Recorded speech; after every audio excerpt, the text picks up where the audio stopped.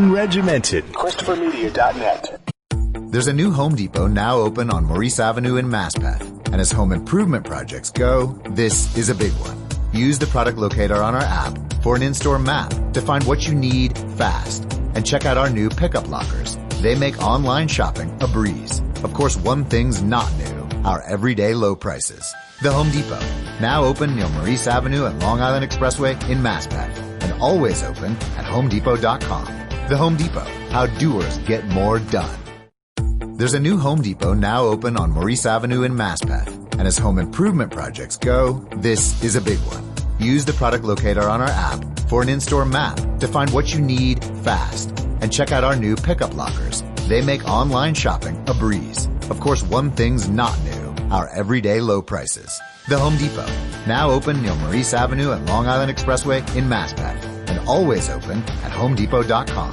The Home Depot, how doers get more done. Christopher Media. Let's make some noise. From Asthma Core Studios near Detroit, Michigan, it's Unregimented. Gangsters, what's up, guys? And now, here are your hosts. Alrighty. Well, 1 week into election month, I'm Chris. I'm Aaron. I'm Rich. So, yeah, there was a thing on Tuesday. So we're recording this about just less than 2 hours after they announced that Joe Biden is the projected winner. So I know I said that I was ready to record. That was a half truth. I'm high as fuck right now. I'd like to say Joe Biden has won round one. Like this, like I hate to be the wet blanket. He's won round one. Like, didn't we all think Gore won 20 years ago? Let's not start with that. I want to talk about that. Yeah. Let's not start there, though. Let's start with feelings, because this race was about fuck your feelings. That's what the Trump supporters were running on. You know, it wasn't on any of the campaign material. You could find it all over T-shirts and mugs and everything that on Amazon. I mean, that was what essentially they were running on, and feelings won. Well, yeah, no one was really running on any policy. You're absolutely on either right. side. Absolutely right. We were running on, like, you know, one side didn't care that their guy was despicable, and the other side was like, we just need somebody decent, somebody that we know at least cares about other people. He doesn't have to be right all the time. This is very much a feelings-based race. Trump's people didn't give a fuck whether, you know, it's the usual Trump shit. I mean, it is what it is. If you are a Trump diehard, a Trump cultist, you're like a born again Christian or a Muslim extremist, you're never going to change your fucking mind. And pretty much Biden is like Trojan Joe. He's just there to hang Kamala Harris in the office. That's what I truly believe. Wow. I don't think he's serving 4 years. And to be honest with you, I don't even know if he knows he's elected president. That man. This is almost elder. I'm not even bullshitting, man. I've seen dementia up close with many family members. This man's got early onset Alzheimer's or something. I mean, take away all the fucking the well edited shit, and just go look at some of the videos of him on the campaign trail. I'm like, sometimes I'm like, does he even know where the fuck he's at? I mean, and hey, it's not the first time we've had a president like that. Fucking Reagan served his last term. Are you sure that's not even knowing who the fuck he was at? Are you sure that's not just a combination of being old as fuck and also having a speech impediment? I mean, he has a stammer, and he has a I don't know if it's like a problem with his dentures or whatever the fuck, or if he even has them, but he has kind of that shish. Okay, I'll be the one that sticks out to me the most. The incident sticks out to me the most in all dead seriousness. Okay. He was given a speech, teleprompter went down, which most, there's a lot of politicians that'll fuck them up. You know what I'm saying? They if they don't have it in front of them, they can't give it to you. Not the Donald. He knew how to vamp. But he was like an open micer at a stand-up club. Yeah. But Riffy Don. But no, he's up there, and he okay, and he tries to carry on, tries to soldier through, and then he just kind of trails off, and he's just looking around, and he turns around and he asks for his son, And his wife comes out, and she's like smiling. She's like, okay, honey, let's get off. Okay. Wave to the crowd. Now let's go. You know what I'm saying? I'm just like, and he's just looking around like, okay. And if you've ever seen anyone with dementia, you've seen that look. And I'm just like,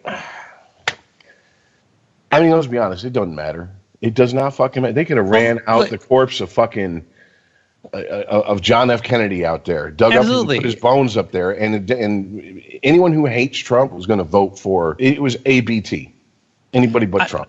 I'm not seeing the same things that you are, but I'm not going to argue with you that Biden was a good candidate. I think it's a testament to how much people were motivated to vote against Trump that you could run a bland, no message campaign with Joe Biden. But were they, though? You know, a repeat loser. It took 4 days to declare a winner. I mean, if people were very motivated.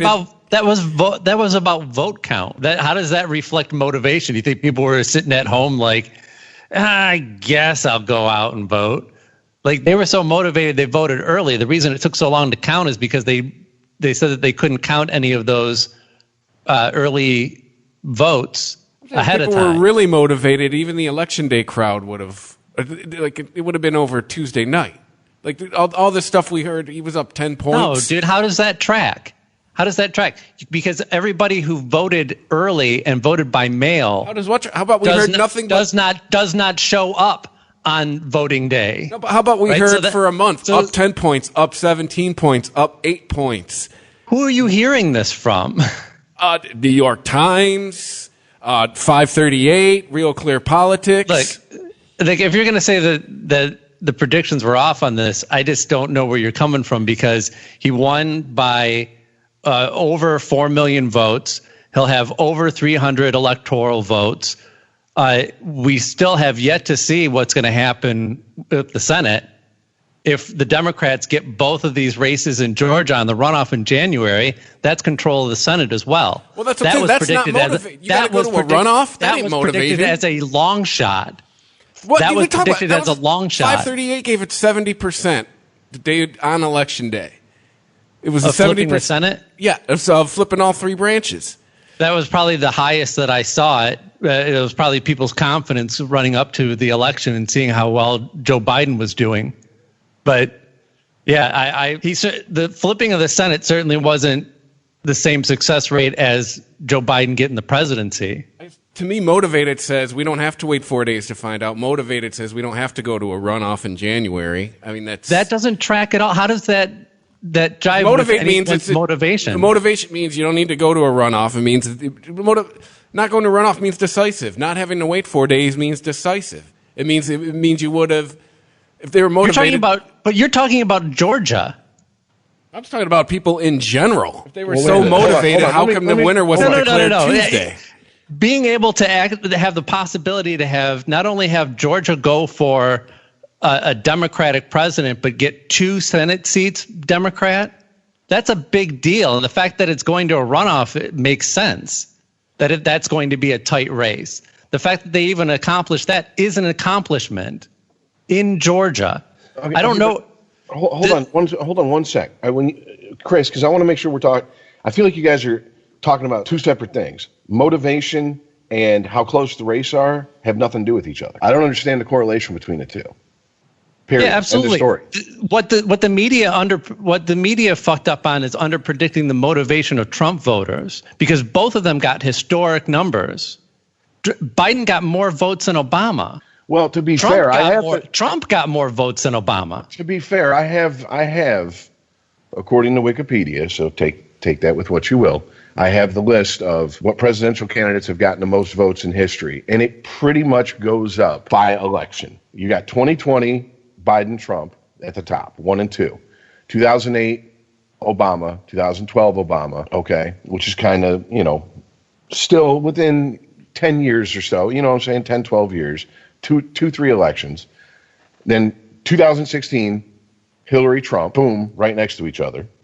And of course, you know how that turned out. Then Bush, Romney, McCain in 2008, Kerry in 2004. Do you see what I'm saying? Reagan is the outlier here. from 1984, he got 54 million votes. He's sandwiched between Kerry in 2004 and Gore in 2000. Kerry with 59 million and Gore with 50 million.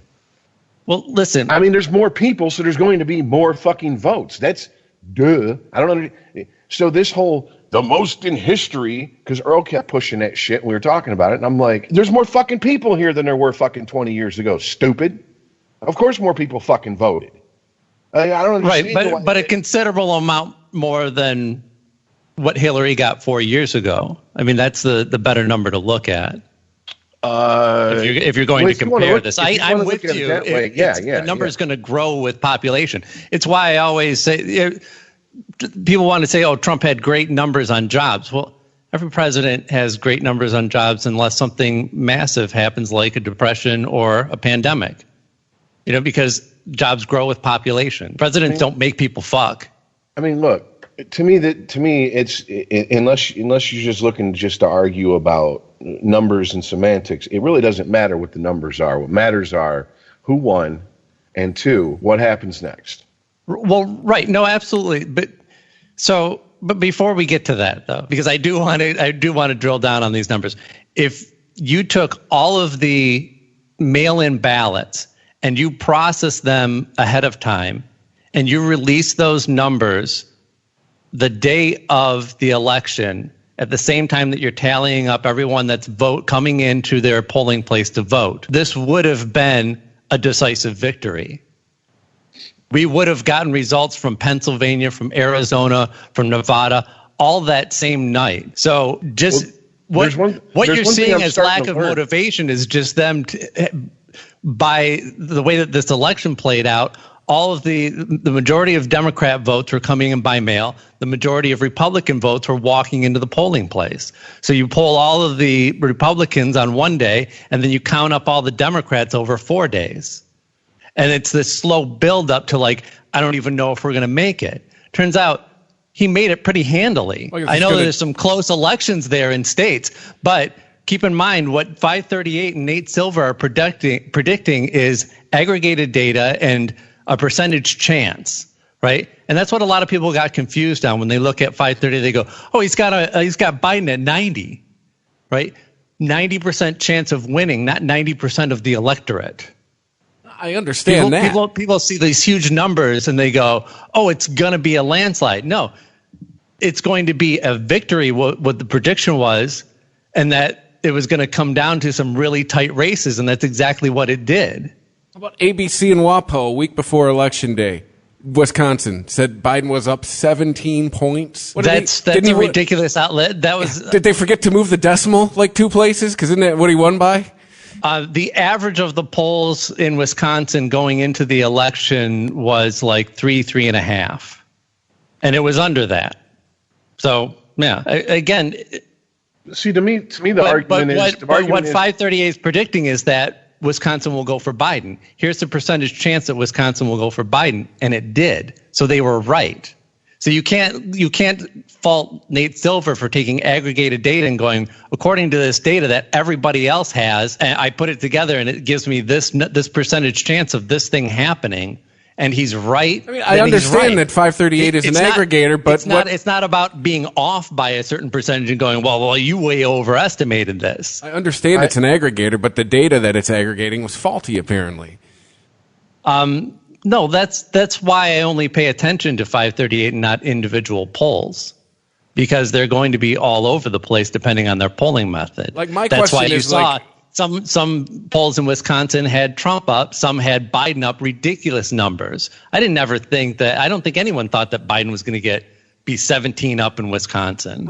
Just in the last 2 cycles, have we changed how we do things? Do we ask leading questions? There's obviously something has changed since 2012 in the methodology. Yeah, we've talked about it. I'm telling you, believe it or don't, I don't really give a fuck at this point. But point to the results that are off. Hold on.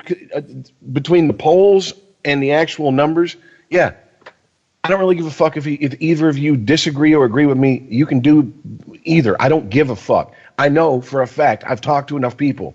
People were going, no, I'm gonna vote for Biden. Turn around, go in the polls, and pull the fucking lever for Trump. That was a fucking strategy flat out that has been fucking floating around in Republican circles since earlier this year. And I've been telling you guys that shit since earlier when the snow was flying still earlier this year. I knew this shit was going to happen, that there was going to be a lot more votes for Trump than people thought.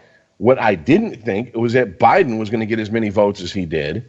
But also, I also didn't fucking take into consideration, when we first started talking about this shit last year, when 20 million people started running for the Democratic nomination, we didn't have SARS, or not SARS, but COVID-19 here. We couldn't predict the shit that was going to happen with the mail-in vote and everything like that. I mean, look, my point is, everyone wants to okay, your guy won, good for you. I don't have a dog in this race. I think they're both shit candidates. I didn't want either of these guys. I didn't vote for president. I don't give a fuck. And if someone's got a problem with it, they can suck my entire ample ass. These are fucking shit candidates. Neither of them are entitled to my fucking vote. But what I won't sit by and let someone try to fucking pimp on me is that, well, this was a blue wave. Kiss my ass, a blue wave. This is not a fucking blue wave. This country is still split right down the fucking middle. There's no majority. There's no massive majority in the Senate, in Congress. 4 million votes is not a huge fucking number to win by. You want a huge number to win by? 54,084,000 for Reagan. Guess how much Mondale got? 32. That's a huge number to win by. Okay, that's a mandate for your fucking second presidency. And see, the Trump people were going, well, we're going to win. We're going to win huge. No, you're fucking not. This country is so fucking split, almost right down the middle. It's not even funny. See, we just saw this country speak, and this country is not the fucking extremists that get all the attention. This is everybody who sits back and lets the extremists fight it out. This is them having their say. They go in, they hit who they fucking want, and look at the numbers. 4 million vote difference. That's it. That ain't even shit. Over 50 states? I mean, what are the margins of victory in some of these states? Less than 50,000 votes? I mean, honestly. Oh, yeah. It's all going to be recounted. I think Georgia's probably going to be the only one that actually gets in the margin of a recount. Well, here's the other thing I learned with this election. We really need to figure out what our fucking laws are. And because this state by state, county by county bullshit, it's horse shit. Okay? This is a federal election. Have one set of fucking rules. Yeah, I don't understand that. How shit's different at different... Like, where I vote, my shit's counted when I leave the door because I'm the one that puts it in the machine. Exactly. Just like every time I've ever voted in the state of Michigan, I've had to show ID. Whether that be a voter registration card or a photo ID, I've had to show some form of, this is who I am, here it is. This is who I say I am, here I have proof of it. Okay, here's your ballot. Go vote. But then, according to the rest of my friends, no. I got friends on state, they're like, no, you don't have to show any ID. I'm like, I thought that was a federal rule. Like, you have to prove who you are. Every time they try to make it a federal rule, it gets shouted down. And I understand why it gets shouted down, because we have in the Constitution, you can't charge a poll tax. You can't charge someone to vote. And no matter what you do, even if you give them a free fucking voter ID, what's free from the federal government? It's our money. We're still paying for it. So I get that. I get the argument, but we need to get on the same page with our fucking laws, because we are not a country that can handle every 4 years going through shit like this, because something's going to snap. Believe me, the one thing I think good about Biden winning is we're not going to have people fucking burning cities down.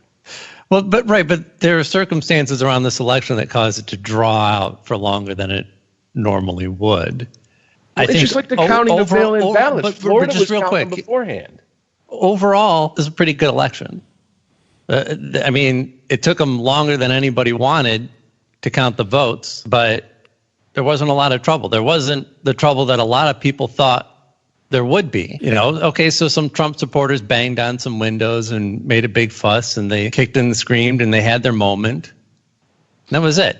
I guess there was a guy that was heading, I think it was to Pennsylvania, spouting off that he was going to take care of the situation, and he had some weapons on him, and they caught him before he made it to the wherever the center was that they were counting the votes. Yeah, where was all this voter intimidation we were hearing that was going to happen? What was it? Whitmer for no reason, outlawed guns at polling places like 2 weeks before the election. And the Michigan Supreme Court said, why? For what? Like, there's no reason for you to do this. Nobody's threatened anything. Okay, but let's just be honest. Well, we are. Somebody did threaten somebody, and it was Whitmer. Yeah, okay, but one person I don't give a fuck if one person stood up in the middle of the polling place and says, I'm blowing this motherfucker up. That doesn't mean you pick something about him and go, now everybody's banned from doing that. Fuck that. That's one person. All right? And if the question, I hear, what do you need a gun to vote for? Because it's my fucking right and I want to. I don't need to. No woman needs to explain why she wants an abortion. It's her fucking right. If I have the legal right to carry it, I have the legal right to carry it. If you're uncomfortable, that's a you problem, not a me problem. It was shut down because it was a knee-jerk reaction, and that's not how we should implement laws. I mean, I understand why if we want to get together and vote on this, whether we want to have weapons at the polling place, let's do that. But this wasn't an emergency situation that required the governor to step in and declare that. Yeah, this wasn't like we need a rule on this right now. It was definitely not at the top of the pile. But I have questions that the media I have just had to accept aren't going to answer, such as, okay, every state that mail-in ballots are being contested are the states that Trump won. Now, we know why that is, or that Trump didn't win. We know why that is. He's not bitching that they were counting mail-in ballots as early as a month ago in Florida. Yeah. He's pretty fucking sure Florida was a lock for him, But they've been counting mail-in ballots since fucking last month in Florida. Where's the bitching and crying about that? And then you have the conspiracy theory people saying, oh, well, there's 130,000 votes showed up middle of the night in Detroit. No, they didn't. You know what? Okay, I had no reason to believe or disbelieve that. I was like, what proof do you have? Because you can't just stand up and say, I stuck feathers up my ass, I'm a chicken. Here's their proof. They saw a guy rolling a gator case into the building that turned out to be a guy who worked for one of the local news affiliates, and it was his camera. Boom. See, I was going to say, there's two people that could have been in that TCF complex. Media, poll workers, or poll watchers? No. There's two people in the media that I'd have trusted and took the word for. And one of them just so happened to be in there counting votes with a group of people. Charlie fucking LaDuff. He named the names of the people that were on his crew. He said, I was there at 4 a.m. That was a guy with camera equipment. And even my most hardcore Republican friends went, well, I mean, if it's Charlie LaDuff, and I'm like, exactly. Well, what do the Republicans do now? Right? Because these people aren't going anywhere. I actually jumped on Fox News' Twitter feed just to see some of the replies. And this isn't even Fox News calling the race. This is them reporting the news about what Biden said. Biden in victory tweet promises to be president for all Americans, whether you voted for me or not. Right? So here's some of the replies for you real quick. Good luck recovering from this, Fox News. So I guess that's implying that they're traitorous in reporting the news. Reporting facts that Biden won. Yeah. There's a lot of these. I've been a citizen for blank number of years. It's pretty much copy and paste. I've seen this in tweets all over the place today. It starts off, that's it. That seals the deal. I've been a U.S. citizen for, in this case, 97 years. And they're going back to whatever country they came from now because you cannot move just like all the Democrats. Right, yeah. You guys can all go move to one shitty community together. I think my mom and dad probably voted for him. God rest their souls. So he's saying that there was voter fraud. There's a lot of this is fraud. This is there's no way that the Trump voters are going to accept this at any point. There's nothing you can do to make them accept this. And that's a large voting block. On the other hand, the Republicans, most of them are just looking the other way. They're trying not to make eye contact with Trump right now because this solves a problem for them. They can get rid of Trump and possibly still, curry the favor of his base. But how do they do that? What do they do with that base now? Well, that's the thing and you can't, and no doubt, you can't get rid of what he unleashed. In 4 years, both of my kids are going to be voting age, and they're going to have to vote against fascism again. Well, when DTJ runs, this is to me what the Republicans did with Trump, allowed to happen with Trump. This is a cautionary tale for the Democrats, but it should be for both parties. But I don't know if the Republicans are going to learn their lesson, because no one learns any lessons anymore. It's everybody else's fault. It's never your own fault when you lose or you fuck up. There's no lesson. There may be lessons for the elected officials in the Republican Party. There's no lessons for the Trump supporters, because they had what they wanted. Yes, Trump supporters are Trump supporters first. Being a Republican is incidental. Period. If his true believers believe in him, I don't know why. He's a demagogue to them. I don't get it. I do not understand it. I mean, I understand when he originally threw his hat in the ring, maybe thinking, okay, this is an outsider. He can come in, shake things up.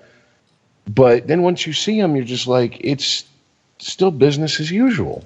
I mean, but to me, the lesson is, this is what happens when you let an infection set in your party because you're too fucking pussy to say, no, you don't represent us, you don't represent our values, and you don't represent our party. We don't give a fuck if you call yourself a Republican. You're not running on our ticket. Sorry. See? So the Democrats better learn this lesson, because if they try to push some Marxist, Leninist, whatever bullshit, because they won't call themselves communist or social. Some of them actually got the balls call themselves socialist. So at least they're honest. But an honest rapist who says, yeah, I raped you, is still a rapist. So fuck them. But don't think that you can let these diseases into your party and it won't affect you, because now the Republicans, what do they have to do? Do they move to get a Trump version 2.0?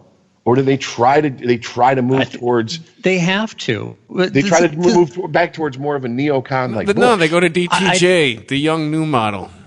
This is the folly of setting yourself up as the antithesis of progress, right? When you say that you're running against progressives, people that just want change, so then your message is not change, which means that your message continues to appeal to less and less people as they die off.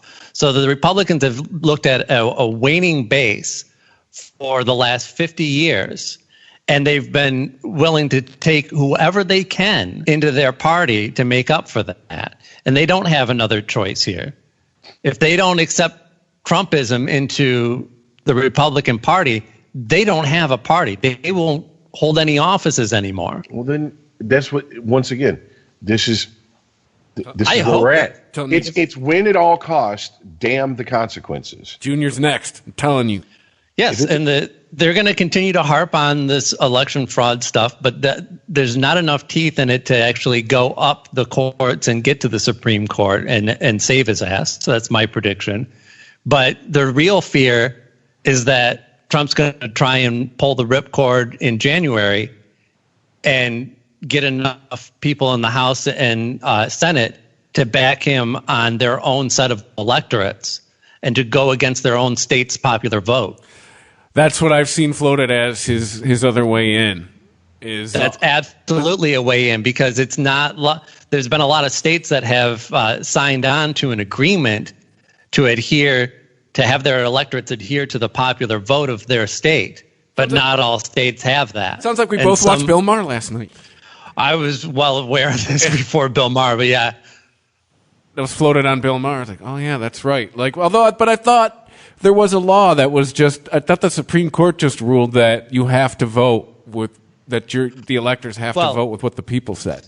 You have to get elected officials to break democracy. I mean, that's what it comes down to. You have to say you're going to nullify the vote of your people for whatever reason.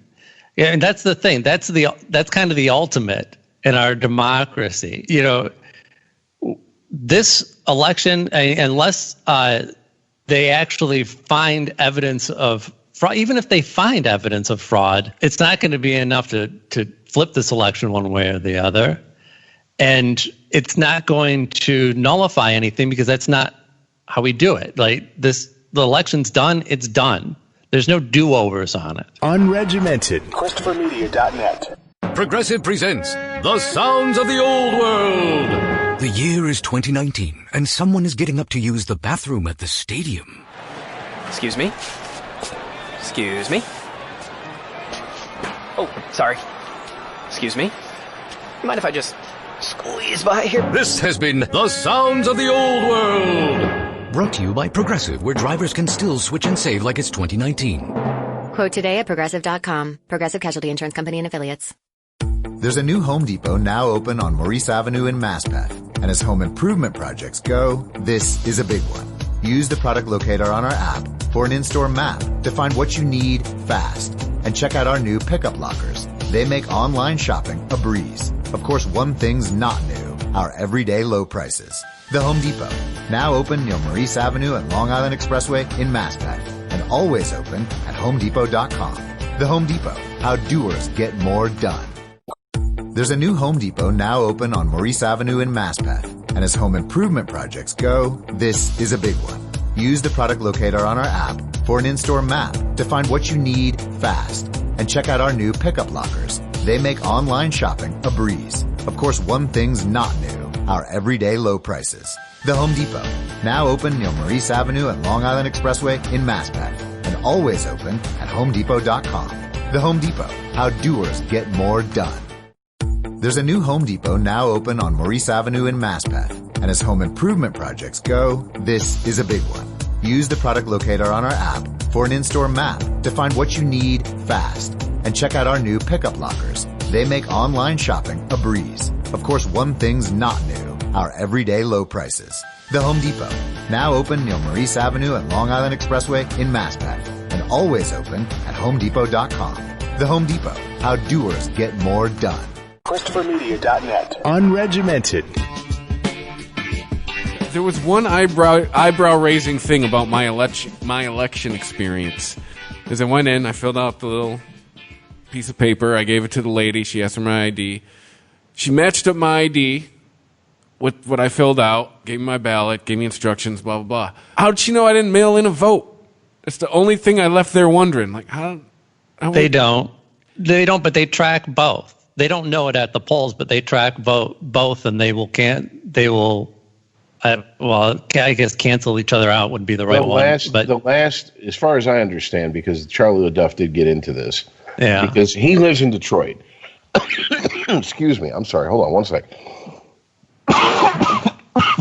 Okay, so he lives in Detroit, and he said that he received a ballot or ballots for a family who haven't lived there for 23 years. And because it's Charlie LaDuff and he has the means and ways, he tracked down the family that these ballots were sent for.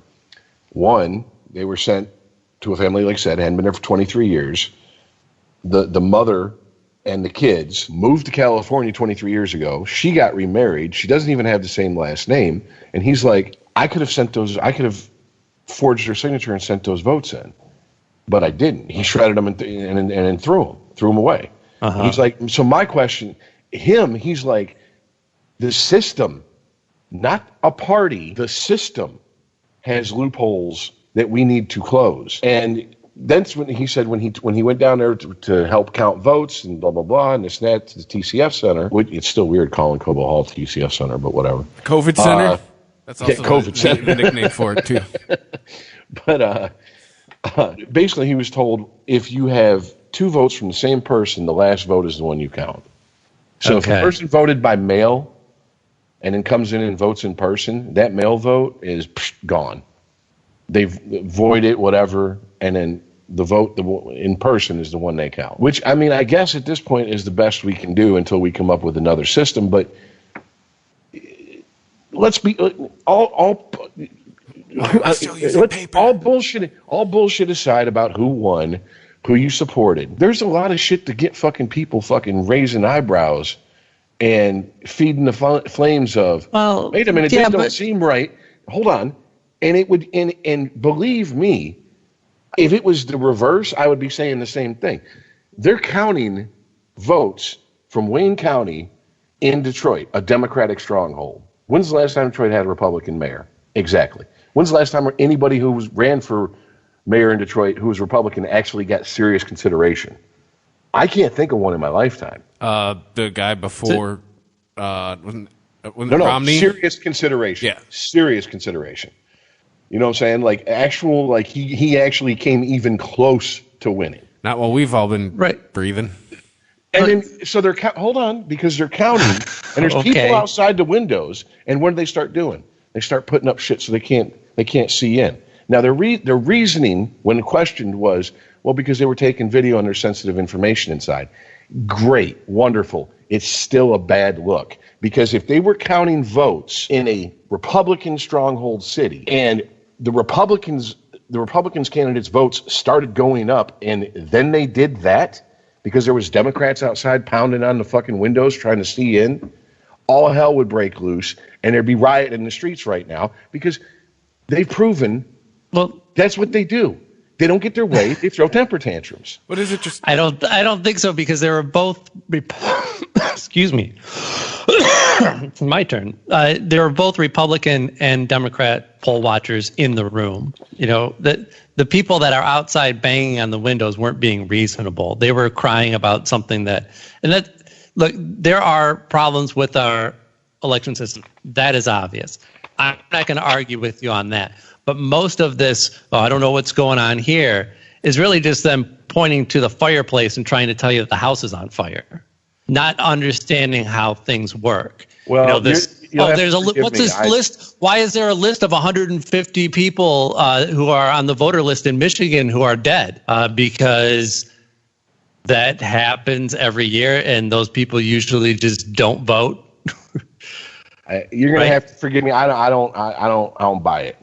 You're telling me that if the situation was reversed, a complete photo negative of what happened in Detroit, okay, with the people outside, let's say they were Democrats, there would be Democrats rioting in the streets over them covering up the windows. These are the same people that chased fucking Russiagate around for 4 fucking years because they couldn't accept the outcome of an election. They bitched about all the money he wanted to spend on the wall, and then they spent basically a decent chunk of the money he was going to spend on the wall. That got them nothing but a handful of fucking convictions of people that didn't even get close to convicting Trump.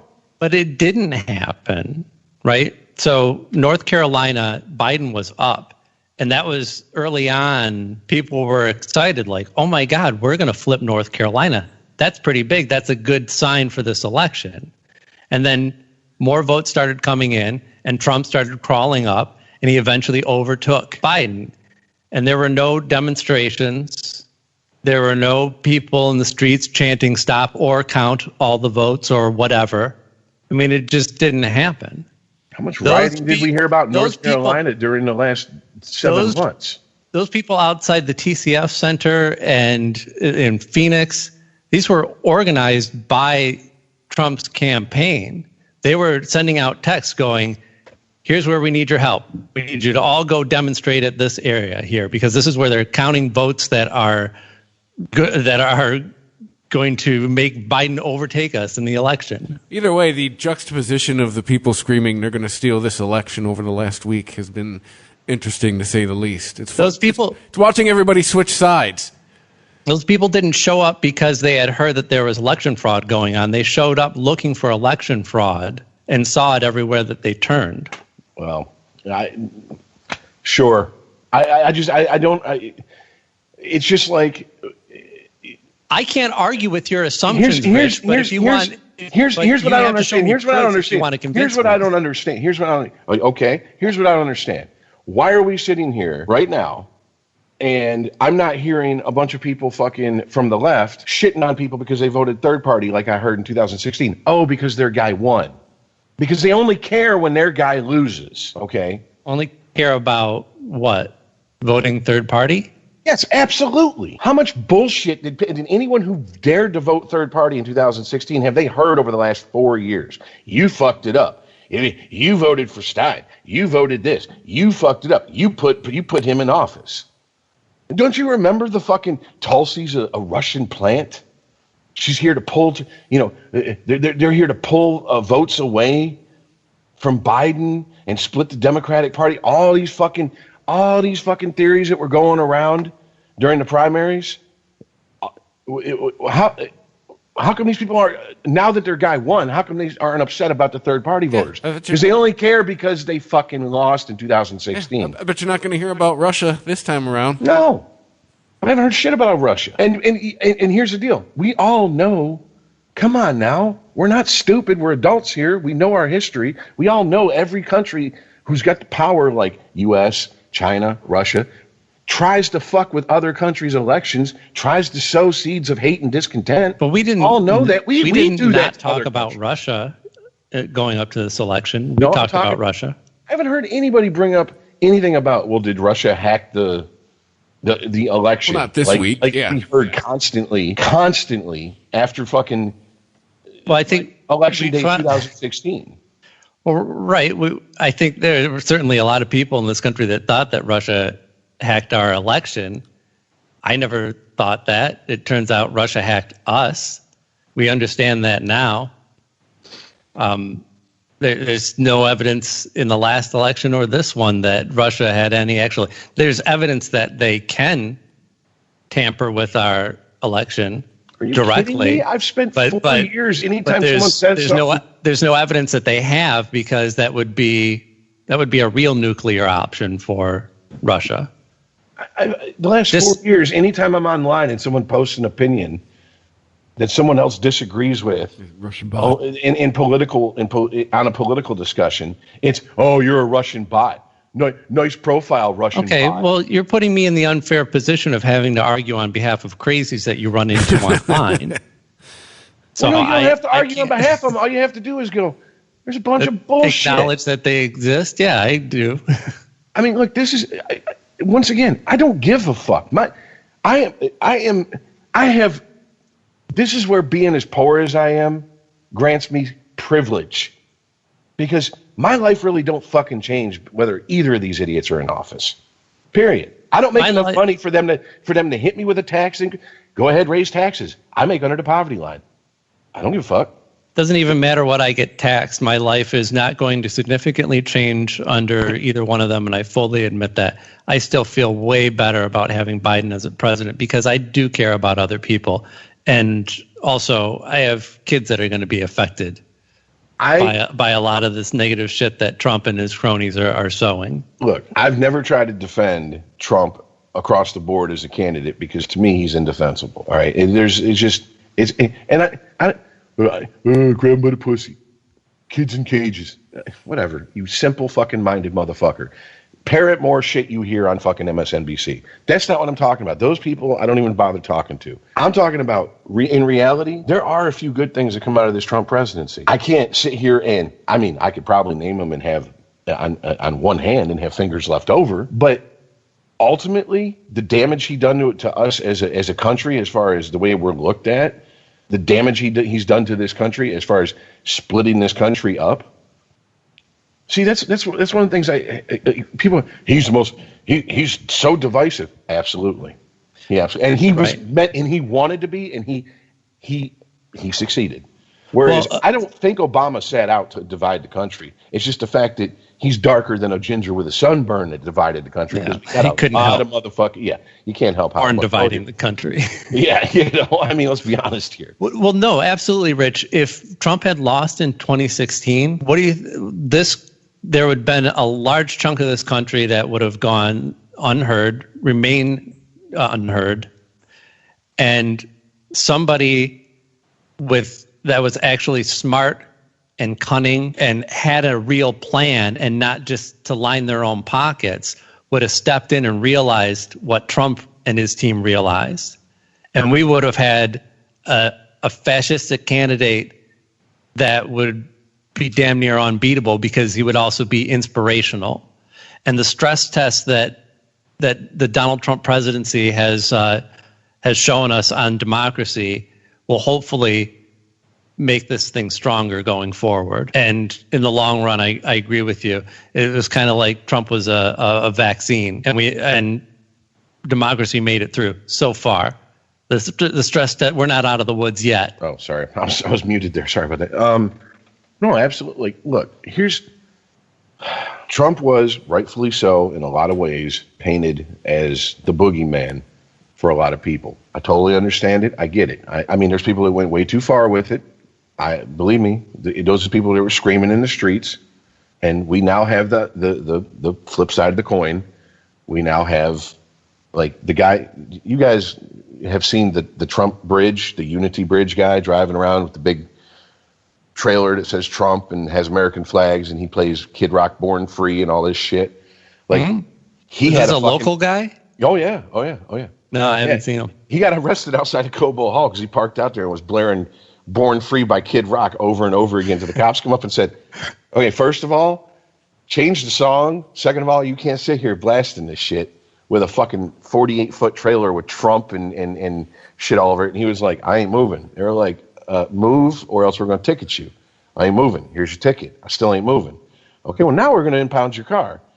And then he fucking got lippy with the cops, and they were like, now we're arresting you. And I'm like, how different is it from the chick on Inauguration Day in 2017 that was screaming her fucking lungs out when they announced, okay, here's President Trump.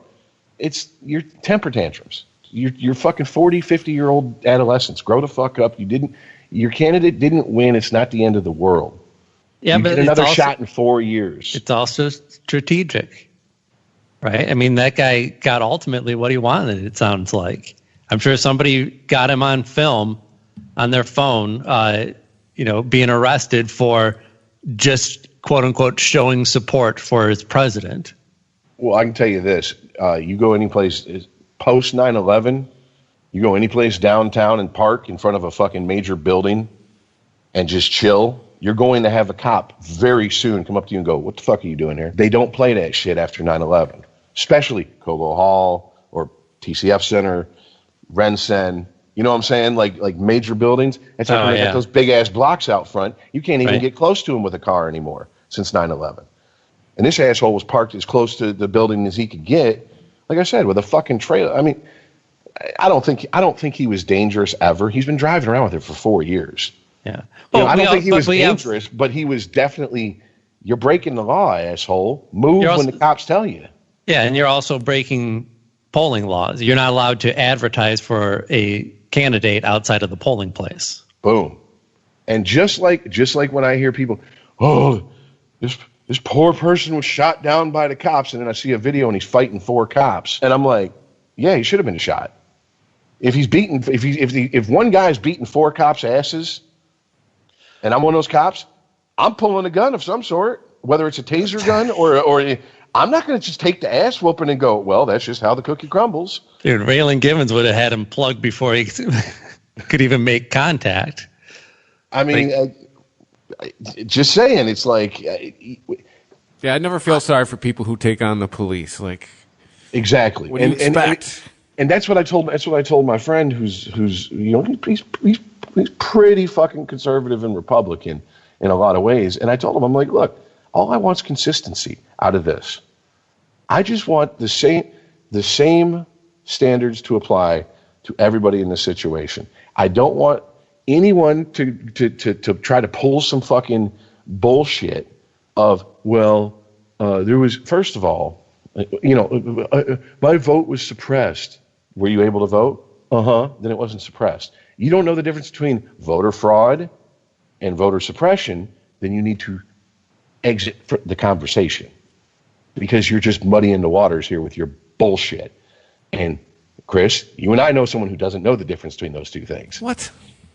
But we'll talk later. He's not here to defend himself. It's not fair. But it's like a lot of the shit that was thrown out when Obama was running, like with voter intimidation. Remember, they had the new Black Panther Party sitting outside of polling places in Philly, and they're all, all black leather and shit, and all these old white people were pulling up going, I feel intimidated. Well, grow the fuck up. What do you think they're going to do, Grandma? Throw you down, beat you, and rape you in front of fucking 50,000 witnesses and camera crews? Grow the fuck up. It's the same way I feel when I heard people. Well, I feel intimidated because there's people wearing American flag mask inside at the polling place. Shut the fuck up. If an American flag mask intimidates you, you needed to vote by mail because you need to be a shut-in for the rest of your life. Like, seriously, grow the fuck up, people. Like, I get it. I understand we've raised 2 generations to just run on their feelings. But what I've learned in the last 4 years, it's not limited to one political ideology or outlook on the world. Everybody's a pussy. Everybody, I feel scared and intimidated. Well, that's a you problem. Go get some fucking therapy. What do you want from me? Therapy? You know what I'm saying? Sorry. I might be a little high. But no, it's just like, seriously, this is the shit that drives me insane, because this is the shit that fuels these crazy conspiracy theories and nonsense. I mean, Jesus Christ, like, I can't even keep up with them. And I love a good conspiracy theory just for the entertainment value. And there's so many, it's like trying to read a chat that's moving at light speed. And I'm like, is there a slow button? Because I can't keep up with who's fucking who and who's helping who, and you know what I'm saying? But just like the Trump supporters, I don't see it as fueling conspiracy theories, right? Well, I guess in a way, like Trump fueled what he saw in the unrecognized Republicans, or not even really party identifying people out there. But really, I mean, he just took advantage of power that he saw that nobody else was willing to grab. And there's something about these conspiracy theories that have a life to their own. Well, he did what anybody who comes up with a good invention or business idea does. He saw a need and he filled it. Yeah, he's the Apple of candidates. he didn't invent Don Apple. These conspiracy theories help these people because they're terrified at the reality of the world is pretty much rudderless. There's no one if there's a conspiracy theory, that means there's someone in control, which means you can wrestle the control away from, and you can put someone who you trust in control. When the truth is, we're hanging on as a species by a very thin thread, and we always have been, and we probably always will be. Well, yeah, conspiracy theories, they are birthed from a place of fear and anxiety, just like religion is. Religion is birthed from a place of wanting to know answers to what the fuck is going on and why is there sometimes lightning coming out of the sky. That's not cool. Who makes the rules around here? God's angry. Yeah. Or there could be a scientific explanation. You figure out. So you may not be able to control it any longer, but at least you can go, oh, geez, I won't pick my belly button lint anymore because that's what angers God, because that's what I was doing when I saw the lightning. So. I mean, it's not angels bowling? That's what I was told. So that's what these conspiracy theories are people who don't have power, don't see a way to power, and need an explanation as to why they will never get power. Yeah. I mean, once again, it's comfort food for the paranoid. It's what it really is. It's here's your mac and cheese, here's your mashed potatoes and stuffing. That's an album title, by the way, Rich. Comfort food for the paranoid. Food for the paranoid. I love it. That's the new Radiohead album. Yeah. And I'll give them this: at least it's imaginative, right? I mean, you tell me Jesus is going to come back and the world's going to end. I'm like, yeah, please. Well, I've heard it all before. Yeah, but you got to think 2,000 years ago when Mary's like, oh man, I knew I shouldn't have let that fucking weird farm guy come in me. No, Joseph, it was God. Yeah. And he's like, really? And 2,000 years later, oh, what a tangled web we weave! If she'd have just swallowed, how much would have this been avoided? You could have taken that load to your tits instead. Could have saved some people some grief. No shit. Yeah, spread that Messiah juice all over your titties, baby. Come on. So where's God's like, I sent an angel down there. What happened? Well, looks like she just perked him up.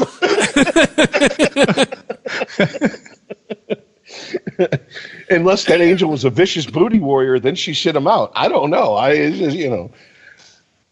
But do you see what I was like? Well, look, speaking of conspiracy theories, so this ties directly into. I guess QAnon's been silent since the election. Oh, They're just reloading. I believe they're not going away. They're just reloading. Oh, no doubt. Yeah, they're going to come up with some good shit in about a month. There again, like it's like a religion, right? This is the preacher that's like, oh, on this day, that's when Jesus is coming back. That's when the end times are coming. We're all going to be saved and go to heaven. And then it doesn't happen. And they're quiet for a few days and they come back and go, this is the day that God told me. I love how they're the new boogeyman on the right. They're kind of supplanting Russia. QAnon? Yeah. Now we need some good old American, instead of farming out the jobs to the foreigners. Well, I mean, we're bringing it back around stateside. It's because the Proud Boys and the Boogaloo Boys turned out to be kind of a bust. I mean, how can you be afraid of a group? First of all, they call themselves Proud Boys. They get matching tattoos and they beat each other up. Part of their inauguration is to beat each other up until they can name 4 breakfast cereals. Now, hey, I'm not afraid of those guys. They don't jerk off. Oh. No wonder they're so fucking angry. That would explain why they joined a group called the Proud Boys. Yeah, right. Well, on that aim for the nuts because they're already tender. If you have to scrap with what I'm saying. Mm-hmm. We're going down that road. Boogaloo Boys. We're all from the same generation. Like, if you spell B-O-I, isn't that gay? That may have been at one point, but wasn't that part of gay culture? Like when we were coming up. If B-O-I, it definitely meant you were LGBT, whatever, friendly. I think once Avril Lavigne released Skater Boy, SKAERBOI, I think that pretty much put an end to that. I don't know if that was just a gay thing.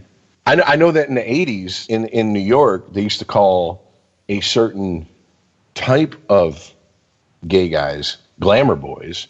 Because Living Colour wrote a song about it. Because it was like they were the. I mean, you didn't really even have to be gay, but most of them just happened to be people that tried to project a lifestyle that they really couldn't afford. You know what I'm saying? Like, and it was the 80s, so I'm like, that's everybody, wasn't it? I mean, bitches were walking around with linebacker fucking shoulder pads. Like, bitch, you ain't that. You're not James Harrison. You don't have shoulders that big, okay? Oh, I Googled boy, and I don't have my safe search on. I'm not scrolling down any further. But boy is slang within LGBT and butch and femme communities for a person's sexual or gender identities. In some lesbian communities, there's an increasing acceptance of variant gender expression as well as allowing people to identify as a boy. The term has also been used as an alternate spelling for boy. So yeah, I thought like I said, I saw Boogaloo Boys. I'm like, okay, whatever. But so I didn't even know they spelled it like that. I didn't. I mean, I've seen that spelled that way randomly from people who I can guarantee you, unless they're very deep in the closet, probably have no idea about gay culture. And maybe they just saw it and they thought it was cool. Especially younger people. I watch some YouTubers that are younger than, like, probably about 10 years than us, on average, and they spell it that way all the time. So maybe it's just a cool thing to do now. Hey man, hasn't the marginalized people in society always dictated culture to the masses eventually? Yeah. Hey, but first of all, I feel like I'm bearing the lead here from Non-Binary Wiki, which apparently it's a thing. Boy is a term with many meanings. Broadly, it indicates masculinity, which is not cis heteroformative, which I don't even want to go down the rabbit hole that would be Non-Binary Wiki. Sure, cool. So I feel like I'm sidetracking the conversation. Sorry, I've always thought that about the Boogaloo Boys. Like, it's a straight acting gay man. Yeah, right. And that basically said, oh, we can get them together with the Proud Boys, and they can beat off the Proud Boys. It's a win-win for everybody. They can Dutch rudder each other. See, since I'm holding my dick and you're holding my arm and you're moving it, it's not gay. Okay? What's that from? Zack and Miri. Oh, yeah. It's not gay because we're not touching each other's dicks. Unregimented. ChristopherMedia.net.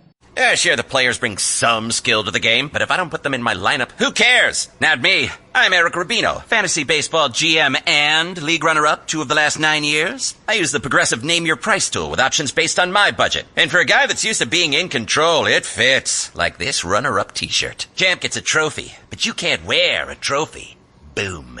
Get options based on your budget with Progressive, even if you're not a legend in your own mind. Progressive Casualty Insurance Company and Affiliates. Price and coverage match limited by state law. There's a new Home Depot now open on Maurice Avenue in Maspeth. And as home improvement projects go, this is a big one. Use the product locator on our app for an in-store map to find what you need fast. And check out our new pickup lockers. They make online shopping a breeze. Of course, one thing's not new, our everyday low prices. The Home Depot, now open near Maurice Avenue and Long Island Expressway in Maspeth, and always open at HomeDepot.com. The Home Depot, how doers get more done. Progressive presents The Sounds of the Old World. The year is 2019, and someone is waiting for the previews to start in a movie theater. Hey, you want anything? Popcorn? Soda? No, nothing? This has been The Sounds of the Old World. Brought to you by Progressive, where drivers can still switch and save like it's 2019. Quote today at Progressive.com. Progressive Casualty Insurance Company and Affiliates. There's a new Home Depot now open on Maurice Avenue in Maspeth. And as home improvement projects go, this is a big one. Use the product locator on our app for an in-store map to find what you need fast. And check out our new pickup lockers. They make online shopping a breeze. Of course, one thing's not new, our everyday low prices. The Home Depot, now open near Maurice Avenue and Long Island Expressway in Maspeth, and always open at HomeDepot.com. The Home Depot, how doers get more done. ChristopherMedia.net. Unregimented. Let's be honest. Do you ever expect to hear a concession speech from Trump? And like no, like Christmas time. But so is he going to make it to inauguration? Is he going, or is he going to bail? I have a feeling that he's going to just disappear at a certain point. I don't think he's going to lead the country because it just looks, and probably also to him feels, really weak. And I don't think he's going to try and actually avoid any kind of prosecution. But the idea of being ejected and not doing it on your own terms, that doesn't sound like the Trump way. He does have a pretty long history of he gets involved in something, and if he can't be the BMOC, you know what I'm saying, the big man on campus, he can't be calling the shots and dictating to everybody. Right. He just walks away. He did that to the USFL and totally destroyed an entire sports league. Yep. So, I mean, like the minute they were like, no, Donald, it's not going to be the Donald Football League. He was like, no. I'm done. I don't want nothing to do with you later. And just walked away. I think we'll see some interesting people pardoned. That could get interesting. He's going to do what everybody does, right? You get a pardon, and you get a pardon, and you get a pardon. I think his pardons will most likely be a whole lot of fuck yous to certain people on the way out the door. Like more so than usual. But the beauty of it is it has to be a federal crime. So he can't go start pardoning like people that were, his buddies and business people who were charged like under state laws and are sitting in, a state prison. It's got to be a federal crime, as far as I understand, unless I have the wrong understanding of it. So it does limit the pool for him to pull from. Which is great. It kind of takes the pressure off of Biden too, right? Because there's going to be pressure on both sides. I'm sure there's people that are like, well, we should forgive and move on, and then there's the other side is like, fuck that shit. We ain't forgot yet, and want to see him fully prosecuted. But I think that I think the federal shit should be off the table. Give him a fucking pardon. Have him step down 2 weeks early. Pence is acting for 2 weeks. He pardons Trump. Trump doesn't have to worry about the federal government coming after him. Biden doesn't have to be worried about whether he is or isn't going after Trump. Let fucking New York State take this motherfucker down, because that's what's going to happen. If New York State has the juice to do it, more power to him. Give him fucking Wesley Snipes fucking cell. So the same guy that the first night Wesley Snipes is sitting in prison, he's like, hey Wesley, why didn't you just use your blade sword to get away from the feds, man? If I was you, I'd have froze myself till the statute of limitations was up in Demolition Man style. Wesley, is it time for the blood rave? Is tonight the blood rave? Hey, Wesley, don't bite me in my sleep. You just give me a heads up. That's all I need. That's an old Patrice O'Neill bit. He's like his first day in federal prison. He's like, everything's one of his movies. You know what I'm saying? And then all of a sudden, the Aryan Brotherhood walks up. How you doing, boy? Wesley, how's that white pussy? Really? You like to beat up a lot of white people in your movies, huh? You think you can't jump, huh? It's going to be Donald. It's going to be like, so hey, Donald. Wait, what's Omarosa really like? He's like, oh, Jesus. I should have killed myself when I had the chance. I can't do fucking 10 years of this shit. So what do we do when Trump decides he's going to retire to wherever the fuck Melania's from? Hope I don't think extradition? He's not going to leave the country. Wait a minute. Hold on. He ain't going to be welcome there because how long till she files for divorce? Because if you've seen some of the fucking footage I've seen, that don't look like a very happy marriage. Like her pulling her hand from him, shooting him dirty looks. I doubt it's ever been happy, and that was fine for Melania before. I mean, what are her other options? It was fine before because she was able to lie to herself and say the whole world doesn't know. Now the whole world really does know. The whole world knows. She was still healing from pushing out his fucking progeny, and he's balls deep in a porn star. You know what I'm saying? That's man. You know how I am. I side with the guys most of the time, but that's a hard one for. I'm surprised she didn't cut his dick off. This is a pretty simple equation for me, though. She stays married to Donald. She stays rich, right? She's as long as Donald stays rich. She stays rich. She stays in a bubble. Do you think any of that negativity is actually getting through to Melania? Do you think anyone's opinion of her marriage actually matters to her? And I say this because I've known a handful of people from that area of the world. They're a different breed, man. They're a hardier breed. They don't give a fuck. If you ain't got the balls to say it to their face, they really don't care about your opinion. So that's probably her attitude is, who cares what they're saying about me? The checks are still getting cashed. Wait, and there's chatter. She's got herself a favorite Secret Service agent, if you know what I'm saying. I was just going to say, I'm surprised she hasn't gotten a Secret Service agent in trouble yet, but it sounds like she damn near did. Yeah, there's rumors are she has a favorite. Some guy's always on her detail, if you know what I mean. People marry. I ain't judging Melania. It's hitting that detail. Like I got no beef with her, honestly. People marry for all kinds of reasons. I don't care if it's love or not. I don't care if it's money or not. It's the first lady. I would put it in. Bottom line. From what I hear, Barbara Bush wasn't looking good with her George Washington looking ass. You didn't want to push the Depends aside and like blow the dust off. No, come on, Hillary would have said, "Ew, a penis." Well, no, I mean, correction. I don't let Michelle touch it.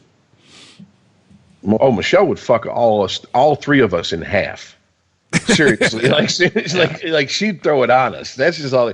That bitch got arms like a fucking like a wrestler from the 80s, man. Yes, rip it off. All three of us would be foreplay. Yeah. she just line us up, rip our dicks off, tape them together, and just start fucking herself, man. Is that all you got? Is that all you got? That's why I don't fuck with you white boys. It's like, oh shit. You know? Now, it's like Obama must be packing some serious heat to fill that fucking gaping maw. Go ahead, buddy. You know, if you got it like that, do it. No, I think she's not. See, here's the thing. I know that it's a very well-worn trope that all conservatives are stupid, especially conservative women. Blah blah blah. I don't think she's stupid. The woman speaks 5 languages. She went to private school.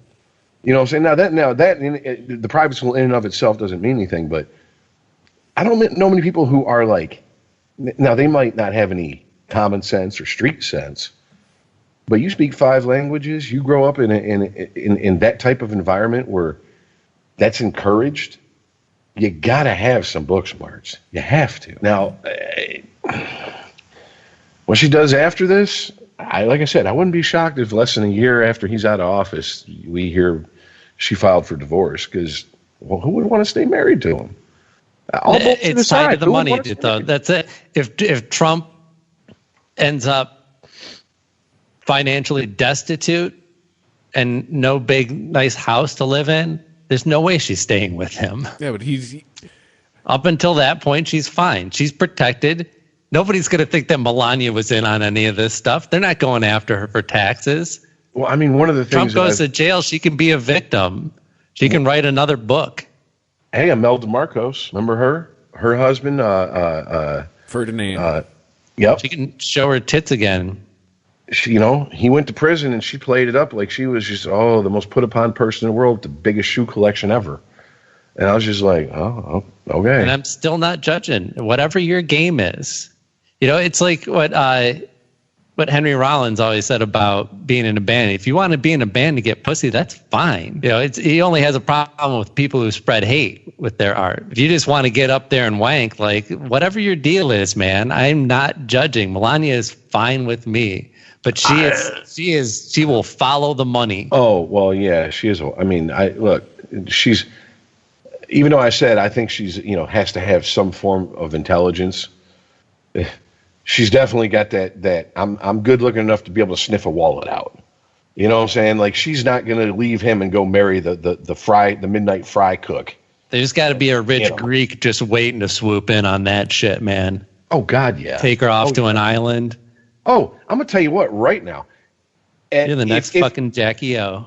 If for whatever reason Trump just plays the game out and he actually does what, most presidents who lost an election do, and he's there at the inauguration of Biden and all this shit, who else is going to be there? All the former presidents. Clinton's going to be over there like, hey, Melania, how you doing? He's going to be willing to slide it into her. So he's got to have some bucks. Allegedly, his dick stopped working because of his heart problems.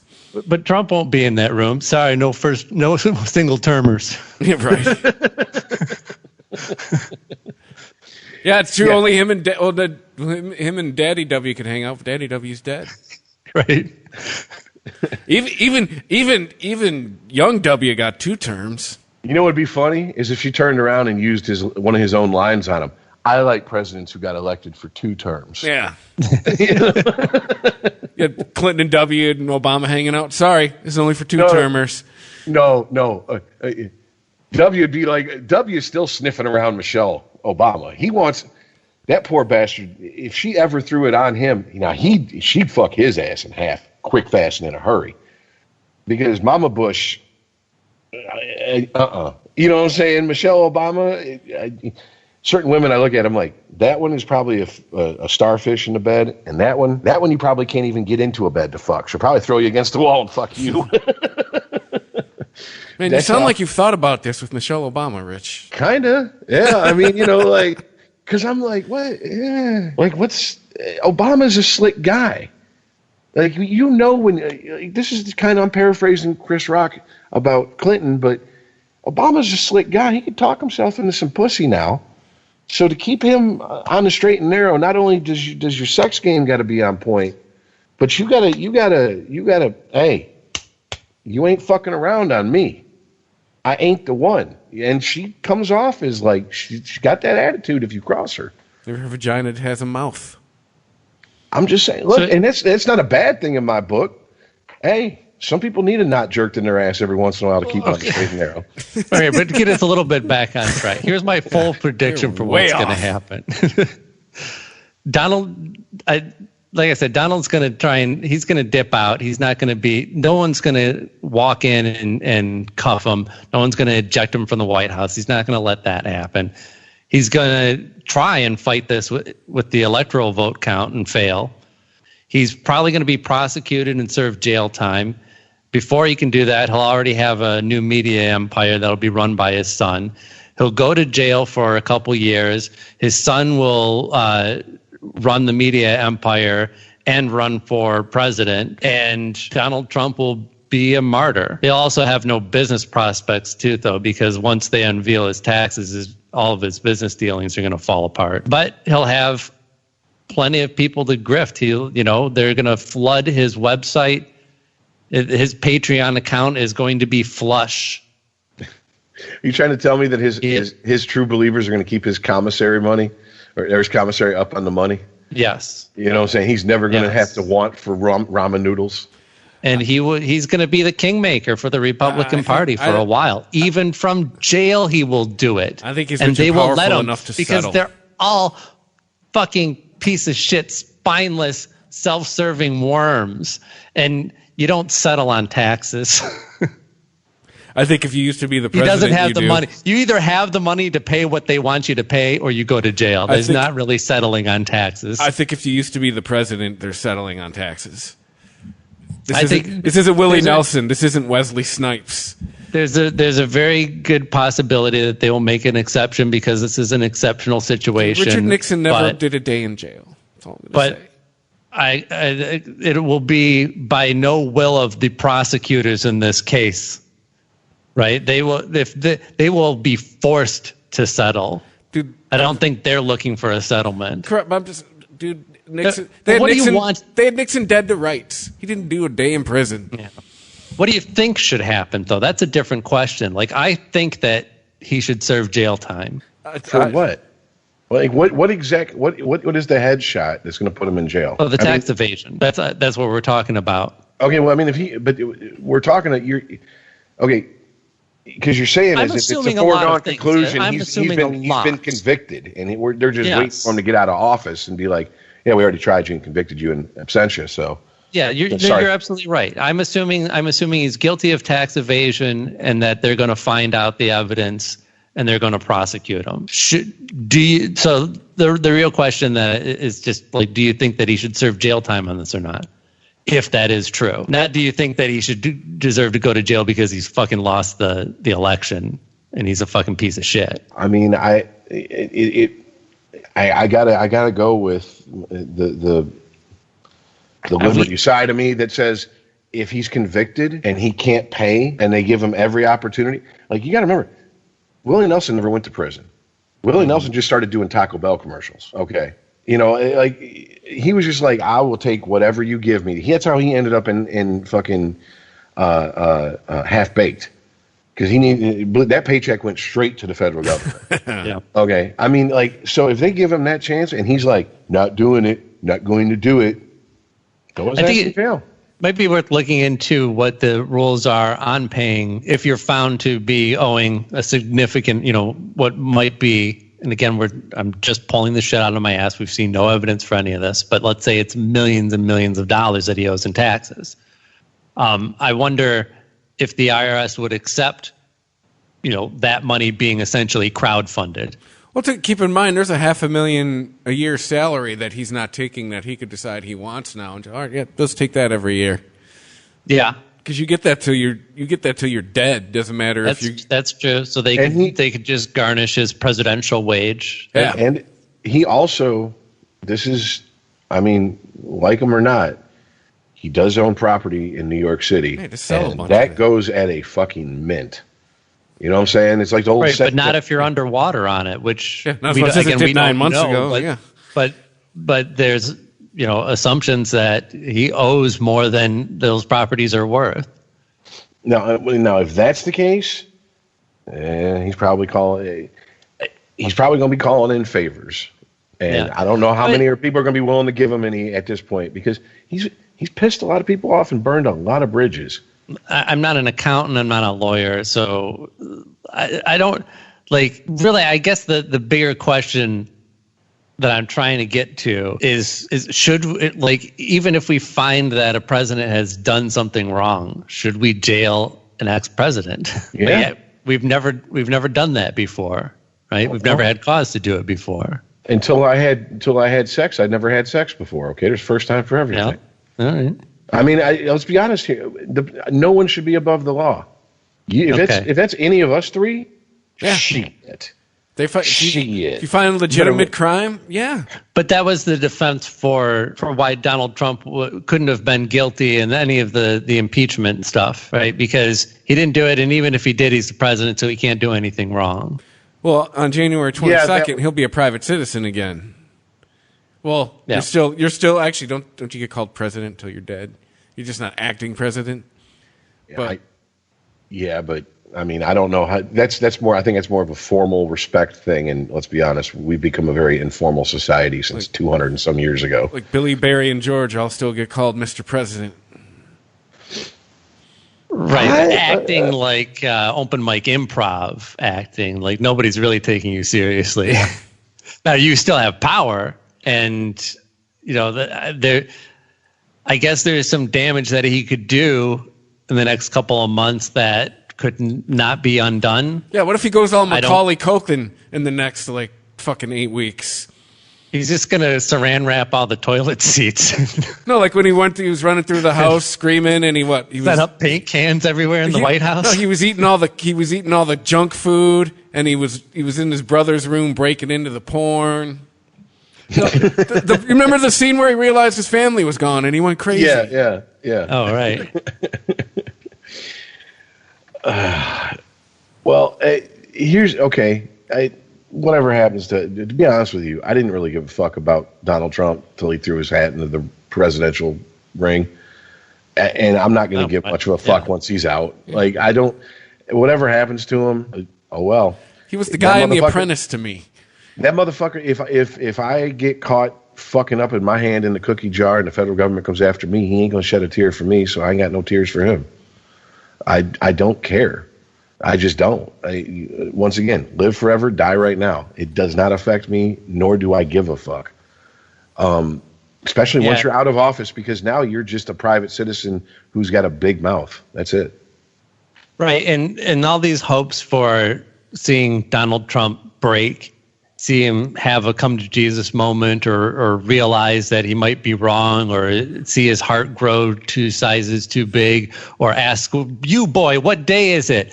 All this fucking fantasy that they have that something's going to happen to Donald Trump, some kind of breakthrough, when this is not reflected in our history at all. We sent a lot of very powerful people to jail, and at no point did they say, I'm sorry that I shot that woman in the face behind a fucking Italian restaurant.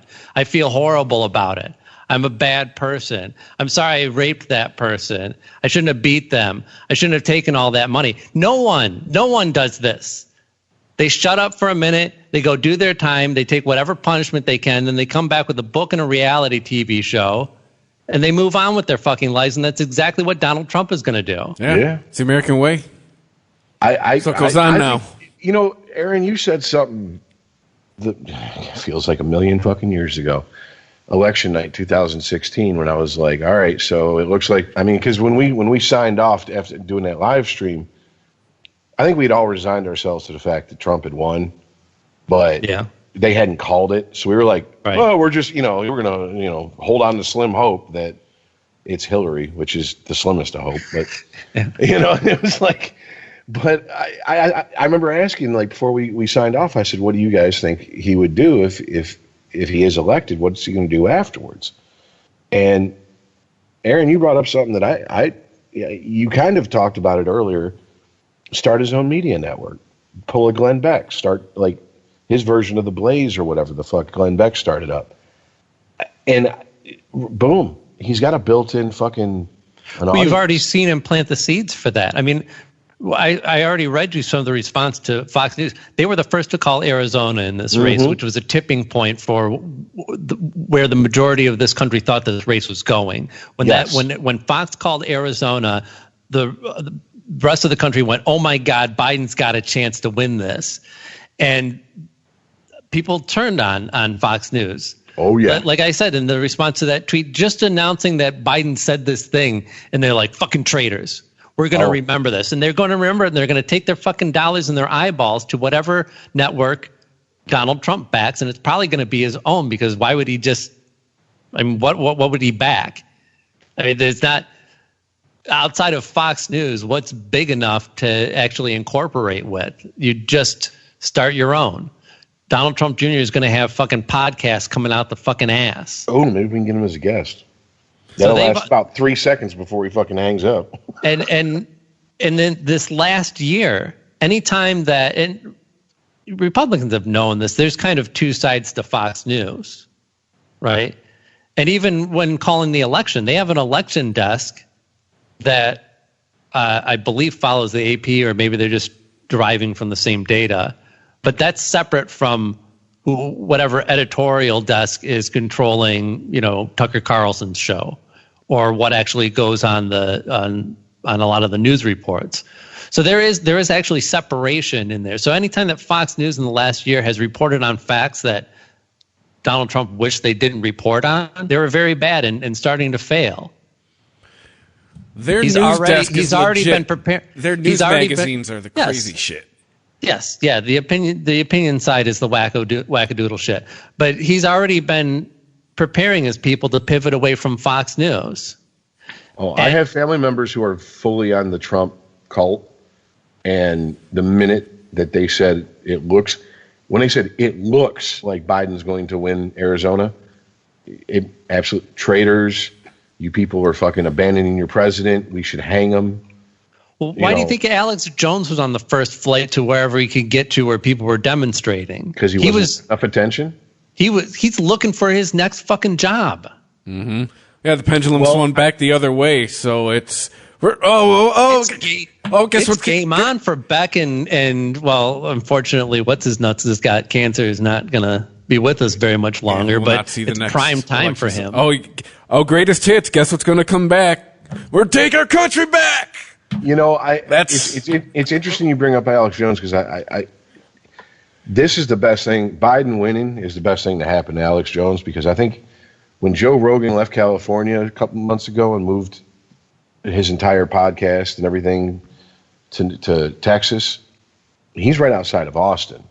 So he had Alex Jones on. Alex Jones come on, and he didn't get high and drunk and start talking about interdimensional psychic vampires molesting children like he did the last time he was on. And that show tanked.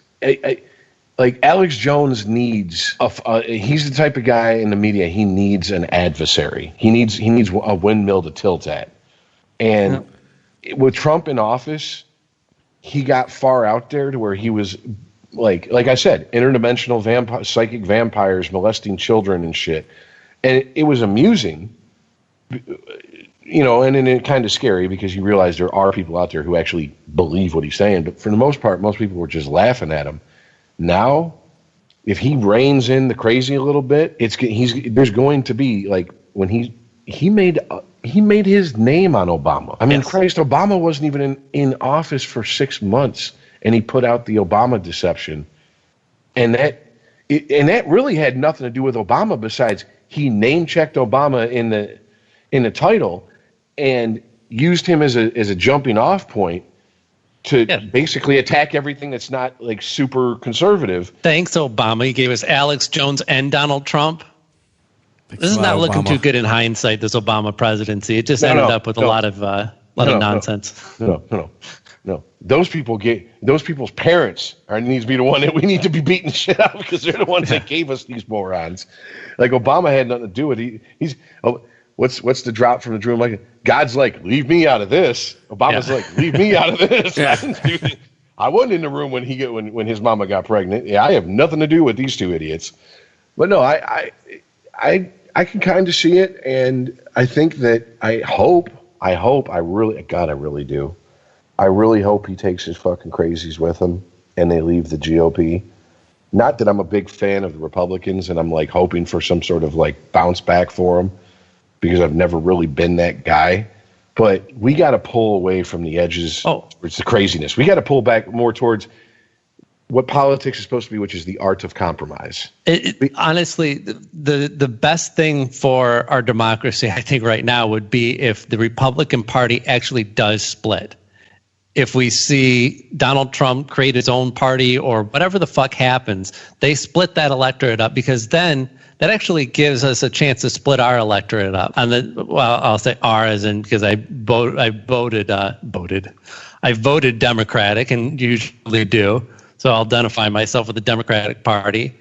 We need to split it up. It's not unified, and neither is the Republican side. And a two-party system isn't working. A 3 or 4 party system, that could have a chance of showing some actual progress and maybe generating some new ideas. Absolutely, and that's what I've been saying since these very far left, whatever they want to call themselves, democratic socialists, cultural Marxists, whatever they want to call themselves. You're not Democrats. Stop trying to ride the coattails of something that someone else built and infiltrate them with your bullshit. If your message is so on point and you know you're so righteous, go start your own fucking party and you'll get people to show up. The problem is they know they can't. They got to piggyback, just like Donald Trump piggybacked on the Republicans. They got to piggyback on the Democrats. They have zero chance of doing it on their own. And, if the Republican Party splinters, then that will give them an excuse to go, oh, you know what? We're not seeing it, because they don't see eye to eye on a lot of shit. And they should be competing for my vote, not assuming my vote because the other guys are just assholes. Boom. Exactly. Yeah. Yes. Unregimented. ChristopherMedia.net. You heard that safe drivers get rewarded with Snapshot from Progressive, so you went online to check it out. But then you saw an ad for a vintage baseball cap, and now you find yourself checking the stats of that team's second baseman in '97, wondering why his stolen base total dropped after his rookie season. Wonder how much his rookie card is worth. Yes, they said it was easy to save money with Snapshot from Progressive, but they forgot about the rest of the internet. Progressive Casualty Insurance Company and Affiliates. Snapshot not available in California, North Carolina, or from all agents. There's a new Home Depot now open on Maurice Avenue in Maspeth. And as home improvement projects go, this is a big one. Use the product locator on our app for an in-store map to find what you need fast. And check out our new pickup lockers. They make online shopping a breeze. Of course, one thing's not new, our everyday low prices. The Home Depot, now open near Maurice Avenue and Long Island Expressway in Maspeth. And always open at HomeDepot.com. The Home Depot, how doers get more done. There's a new Home Depot now open on Maurice Avenue in Maspeth. And as home improvement projects go, this is a big one. Use the product locator on our app for an in-store map to find what you need fast. And check out our new pickup lockers. They make online shopping a breeze. Of course, one thing's not new, our everyday low prices. The Home Depot, now open near Maurice Avenue and Long Island Expressway in Maspeth. And always open at HomeDepot.com. The Home Depot, how doers get more done. ChristopherMedia.net. Unregimented. And make no mistake, I'm celebrating today because, again, I'm celebrating because feelings won. And that doesn't mean that I think that feelings should dictate policy or behavior. But I do think I think it matters still. I think how you represent the country and how you represent its people absolutely matters. And feelings won in this case. And that gives me a sigh of relief. That doesn't mean that I like Biden. This is a piece of shit candidate. It's nothing. It's a fucking Twinkie. I'm with you. I part of me is hope. He went up. I stayed awake last night because I've been sleeping like shit following this coverage, seeing a lot of this shit unfold in real time, sometimes overnight. And I stayed up last night because I thought they were actually going to call this election, and Biden was set to speak, and I wanted to see it happen. And they said both Biden and Kamala are going to speak, and Biden got up there and said the same stuff that he said the 3 previous days, and Kamala didn't say anything, and I felt gypped.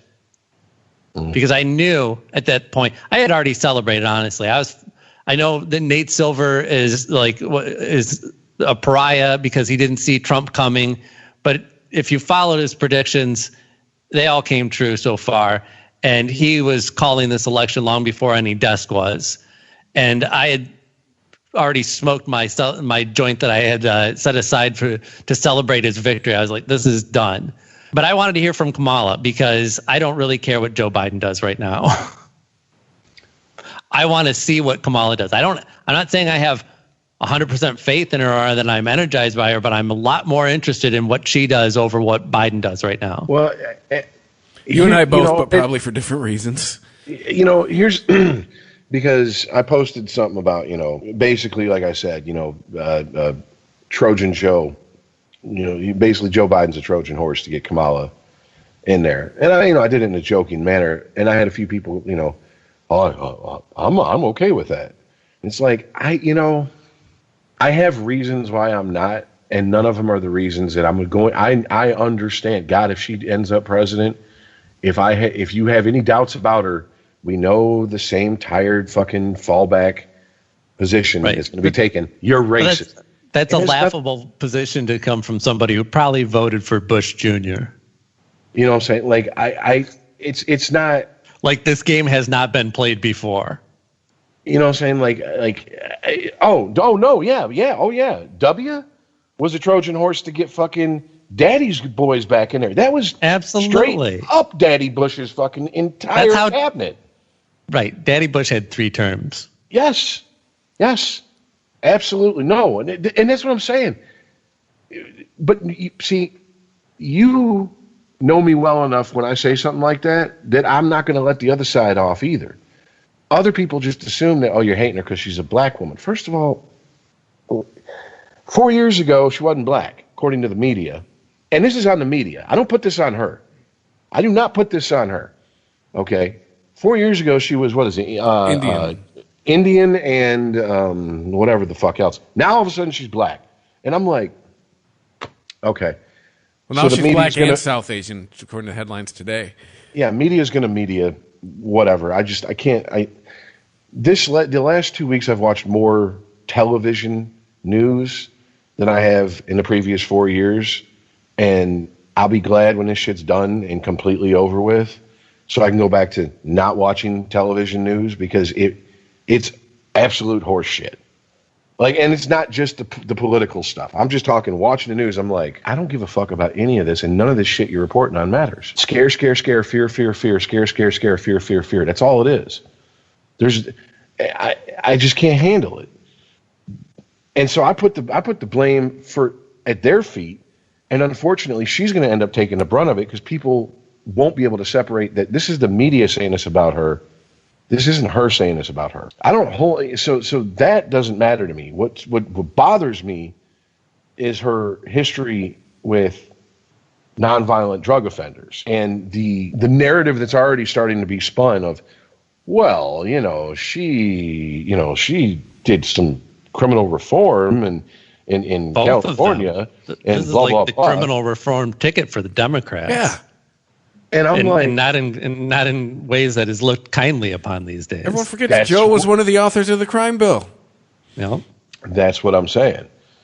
They put a lot of black people in jail together. Their net number, and a lot of brothers in jail because of those two. Well, I was talking more than Trump. Talking to a buddy of mine, and he goes, what about Biden and that crime bill and this and that? And I'm like, absolutely. Biden's done a lot of shit that has came back to fuck us as a country decades later. He opened his mouth in the early 90s about, well, if we should wait till after the next election for the president to pick a Supreme Court nominee. Thank you, asshole. Now we have 3 of fucking Trump's people on there. Anything else you'd like to do before you fucking die? Would you like to fuck us anymore? Thank you, stupid. Cannot keep your mouth shut? And the crime bill, that's absolutely, I've seen the video. I don't even need to see the video. I have a memory. I remember when he still had a full head of hair and he was talking shit about super criminals. He wasn't talking about white people. But there's an actual function to empathy in the role of the president, though. The reason that Donald Trump was such a bad president and wasn't really as effective as he should have been with the power that he had was because he only cared about himself. Just the fact that Biden cares what other people think about him and wants to be a good president means he's probably going to listen to the people more. He's controllable in the ways that a president should be controllable, not to corporate interests or his cronies around him, but to the people who put him into office, to the people that he actually works for. So if you don't have somebody who just has some basic empathy, some basic self-awareness of these things, then you can't, that Trump wasn't controllable. He set the agenda and everybody else just followed it. Well, absolutely. And he did you elected a businessman and then you got shocked when a businessman did businessman shit. Because what do businessmen do? They love you as long as you're stroking their ego and making them money. The minute those two things stop, they have no more use for you. Yeah. And that's how come there was a rotating fucking door for his cabinet for the last 4 years. Because he treats politics like he's a businessman. Is that a good thing? It definitely doesn't give us a stable fucking group of people to work with. I mean, in his mind, he's probably thinking it's a good thing because now everyone's on their toes, everyone's scared, everyone's paranoid. But in my experience, that's how you run a business into the ground. Because your employees hate you because you make them scared and paranoid. They don't respect you. They fear you. And yes, I will go a lot farther for someone that I respect than someone I fear, because eventually I'm tired of being fucking afraid and I get angry. Right. But if you build respect, you can still govern by fear, but the fear becomes more so that the fear of actually disappointing. Like if you're bought into your employer's vision, they're compensating you well, they're treating you well, and you feel like you're part of the team, your fear becomes a fear of not of being like found out or clipped one day because you're not performing. It's a fear of underperforming and letting your team down. It's kind of a healthy fear. It's like as a parent, yes. You don't want your kid to be afraid of the ass whooping. You want your kid to be more afraid of, I'm so disappointed in you. Yeah, we're talking about fear on a basic level. Like I work because I'm afraid I'm not going to have enough money to feed my kids. That's the fear that we all operate on. I mean, and people, well, it shouldn't be that way. Yeah, well, should, could, would. It is. It is. Yeah. Deal with it. That's the problem. We have way too many people, and I'm not just talking about the average citizen. I'm talking about people in power who seem to think the world should work one way, and it's the antithesis of the way the world works. And they're trying to force a fucking square peg through a round hole, and it's not working.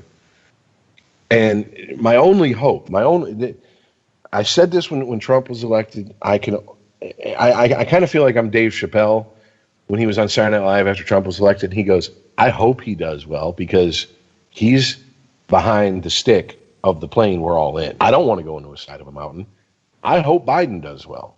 I hope if this was a ruse to get Hang 'em High Harris in there, that her Hang 'em High bullshit prosecutor days are behind her. But would I bet anything on it? No. Well, yeah, I hope, you have to ask yourself, what do you really want, vengeance or justice, right? Me wanting to see Trump in jail, if he's guilty. I want to see him in jail because I believe him to be guilty. I want to see him proven in the court of law to be guilty and serve proper jail time. I didn't want to see him get sick with COVID because that's not justice, that's vengeance. That's just pointing at something and saying, see, there's some mysterious force in the universe yet that's still on my side. Karma's with me. You got COVID. That's not justice. There's a lot of just wanting to see the guy be a pants shitter because you think that's appropriate.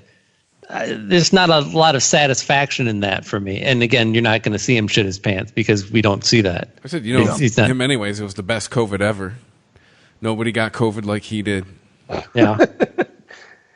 Not only did he get COVID, he whooped its ass in 3 days, according to him, and it wasn't shit. So don't be afraid, because that's the shit he was. And I'm sitting here going, this motherfucker.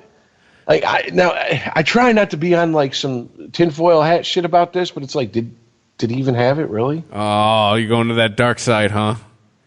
No, I'm just asking a question, and I know that every fucking person's like, oh, you're just asking questions. Well, when I'm shouted down for asking questions, that tells me that you're afraid of the answers. I think he had the best medical team in the world around him. I think he had shit done to him no one else had done to them when they got COVID. Because it put Boris, what's his face, and fucking, he was on a goddamn ventilator. To ask that question, you have to also ask, do you think Donald Trump can act? Now, I've seen Home Alone 2. And I know the answer. Because, I would have thought the same thing that you did if we only saw that early footage of when this was going down. But when he eventually, stood outside, took his mask off, and sat there and tried to breathe normal for 30 seconds, I was like, that person is not well. And there's no way that's him going, okay, being coached. Someone's back, okay, Don, so you're going to have to act like you're having a hard time breathing while you're out there. You just don't lay it on thick. Just let them know that you had it and you're beating it. And see, that's what pulls me back. That's a fine line to cross, right? That's a fine thing to thread there for somebody with zero talent in that area. Well, that's hard for some actors to pull off. I mean, I'm looking at you, Stephen Dorff. But, I mean, it takes a beating on this show, man, at least from me. But you're a pretty boy. Sorry, dude. That's the only reason anyone likes you. He has his moments, but you have the feeling that any of his success is purely coincidental. It's all very Charlie Sheen-esque. Yeah. And Christian Slater. If his head was a little bit smaller, we'd never see him. He wouldn't be on TV. Is Steven Dorff who you got if Christian Slater said no? Yeah. Slater said no, go get Dorff. Nowadays, definitely. Well, you know who they're going to replace Johnny Depp with in those Harry Potter films? They're going to go get Skeet Ulrich. Is he still alive? Problem solved. Yeah, I just saw him on a Scream reunion. Yeah, I haven't seen him since Scream. When he's poor man's Johnny Depp. 25 years ago, Scream come out. I think I saw his bony ass in that Dark Crystal reboot. No, but see right there, what you said, all bullshit and joking aside, what you said, that's what pulls me back from fucking even putting one of my legs into the conspiracy pool of did he have it or not, is that, no, I don't think he can act. And two, one of the things that was brought up on NPR of all fucking places was, and we talked about this when COVID first, was really, like, I think in April, when it was really fucking hitting, you can get a different viral load. Not every case of COVID is exactly the same. Mm-hmm. Oh, right, yeah. You know what I'm saying? Some people get really sick because they got, and they were saying it's due to, how much of a viral load of the virus did they get, where they're, obviously their health, et cetera, et cetera. I find it hard to believe, unless Donald Trump just has the constitution of a war horse, that he's that healthy and Boris Johnson is that unhealthy. Like, I would put him probably 1 and 2, and it's like more like 1A and 1B with unhealthy.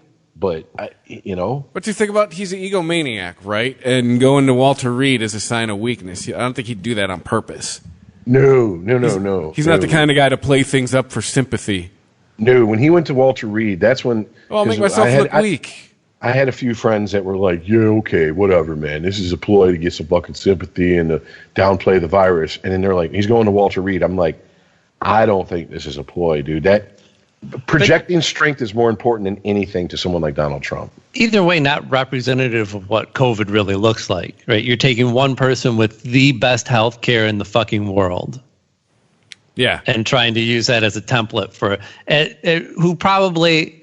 Again, I'm pulling this out of my ass, but he probably got the tail end of COVID 1.0, because I don't know if everyone's realized this yet, but this shit is mutating like the flu does. Mm-hmm. They've already seen a new version of it. And at the same time that we're counting votes this whole week, I'm going to keep my eye on those COVID tallies too. And they were shooting up faster than Joe Biden's votes. What do you mean, Aaron? I have friends who are like, well, where's COVID? COVID disappeared now that we had the election. They claim they've been watching the news 24/7 since fucking Monday afternoon, and they haven't heard anything about COVID not once since Monday afternoon. You might have to scroll down a little bit, but the numbers still there, yeah, ramping up considerably. Dude, I was when I was working. It's not about hitting new records from what we saw already. This is a whole new fucking virus that's going to do a whole new round of damage. Yeah, I keep Google News open during the show, and there's still a COVID-19 news bar right at the top.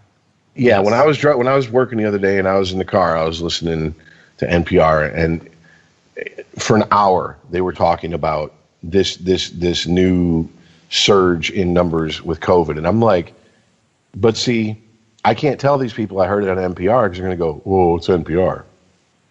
Oh. Okay, because that just means you can dismiss them out of hand. NPR wasn't saying this. These were fucking experts that were on NPR. Not employees at NPR saying this shit. These were experts in their field coming on as guests to tell people, yeah, look, it ain't over with. Don't think that, because that's a very dangerous thought, not only for you, but for everybody around you that you care about. And stop it, you non-scientists, with your herd immunity. Herd immunity does nothing to protect us from a mutating virus. You can't have herd immunity every fucking year. If that worked for the flu, we would have been immune to this shit already. Well, I'll tell you what. I got sick probably about 3 weeks ago, and it put me down for about 10 days to where I couldn't work. It was all up in my throat and a cough and in my sinuses, but I did not have any other symptom that would be even close to what they are, any of the symptoms of COVID. Yeah. And I'm like, I'm still not 100%. I'm still kind of like, don't have the energy I had. And I'm going, did I get COVID version 2.0? There's a lot of the reporting on this that reminds me of the way that we were reporting on war injuries. You know, we were looking at this all goes back to like Operation Desert Storm and all that, and the media being all sucking the military's dick again, and going like, oh well, you know, these record numbers of low deaths. You know, we're using all this technology to not only control, you know, where our shots are going and control unwanted friendly fire, but also to help people in the field. And so we're so black and white with this shit. All we look at is like, oh, well, in this war, we lost this many, and now we're losing this. That's a big improvement, and not looking at the millions of people who are wounded. Not just like, I got a hitch in my step. Like, my life is completely fucking altered. Absolutely. Because of my experience in the war. And there's a lot of that going on with COVID. Yeah, not all of these are ending up in deaths, but some of these people, it's not just about, I can't taste my sushi anymore. This is like, I'm going to have to be on oxygen for the rest of my fucking life. Or I have now high blood pressure and have to be on high blood pressure medicine just because I didn't have that problem before. But now they're finding that a lot of this might not just be respiratory. It might be vascular. I'm reading the headline right now. North Denmark in lockdown over mutated coronavirus in mink farms. Minks, like little furry minks, spreading new coronavirus strain to humans in Denmark. What the fuck? Yeah, they're killing off all the minks. There's going to be a sale in Wilmington. Dietrich Furs. Dietrich Furs. That's what I was trying Detroit to call it. Thank you. Dietrich Furs. Well, now we're going to get the mink corona? Oh, real quick, though. How was that commercial on in the mid 90s on late night TV, yet it still was the same commercial from like 1972. Because that's how you save money, son. Make one commercial, that's all you need. Big old afro still and shit. Look, my mother was a Gold Star Wallace. And when she married my stepdad, he had money coming out the ass. He bought her $25,000 mink coat. Those fur coat, and it was custom. That's another reason it cost so much. Yeah, I know. Yeah, believe me. Let me tell you something. They ain't hurting for money. Okay, they can film a new commercial if they wanted. Trust me on that. Because are they still even open? Not only do they make them and sell them, they store them in the summer, and that's a pretty penny, and they clean them, and that's a pretty penny, because you can't just fucking take it to the dry cleaner. It doesn't work that way. So I mean, like, but anyways, it's like selling somebody a horse. Yeah, they're paying to the nose for the horse, and then probably the same place that sold to them that gets to charge them, you know, the rent and the upkeep and all that shit. Yeah, it's not like a guitar that you buy and can hang on the wall.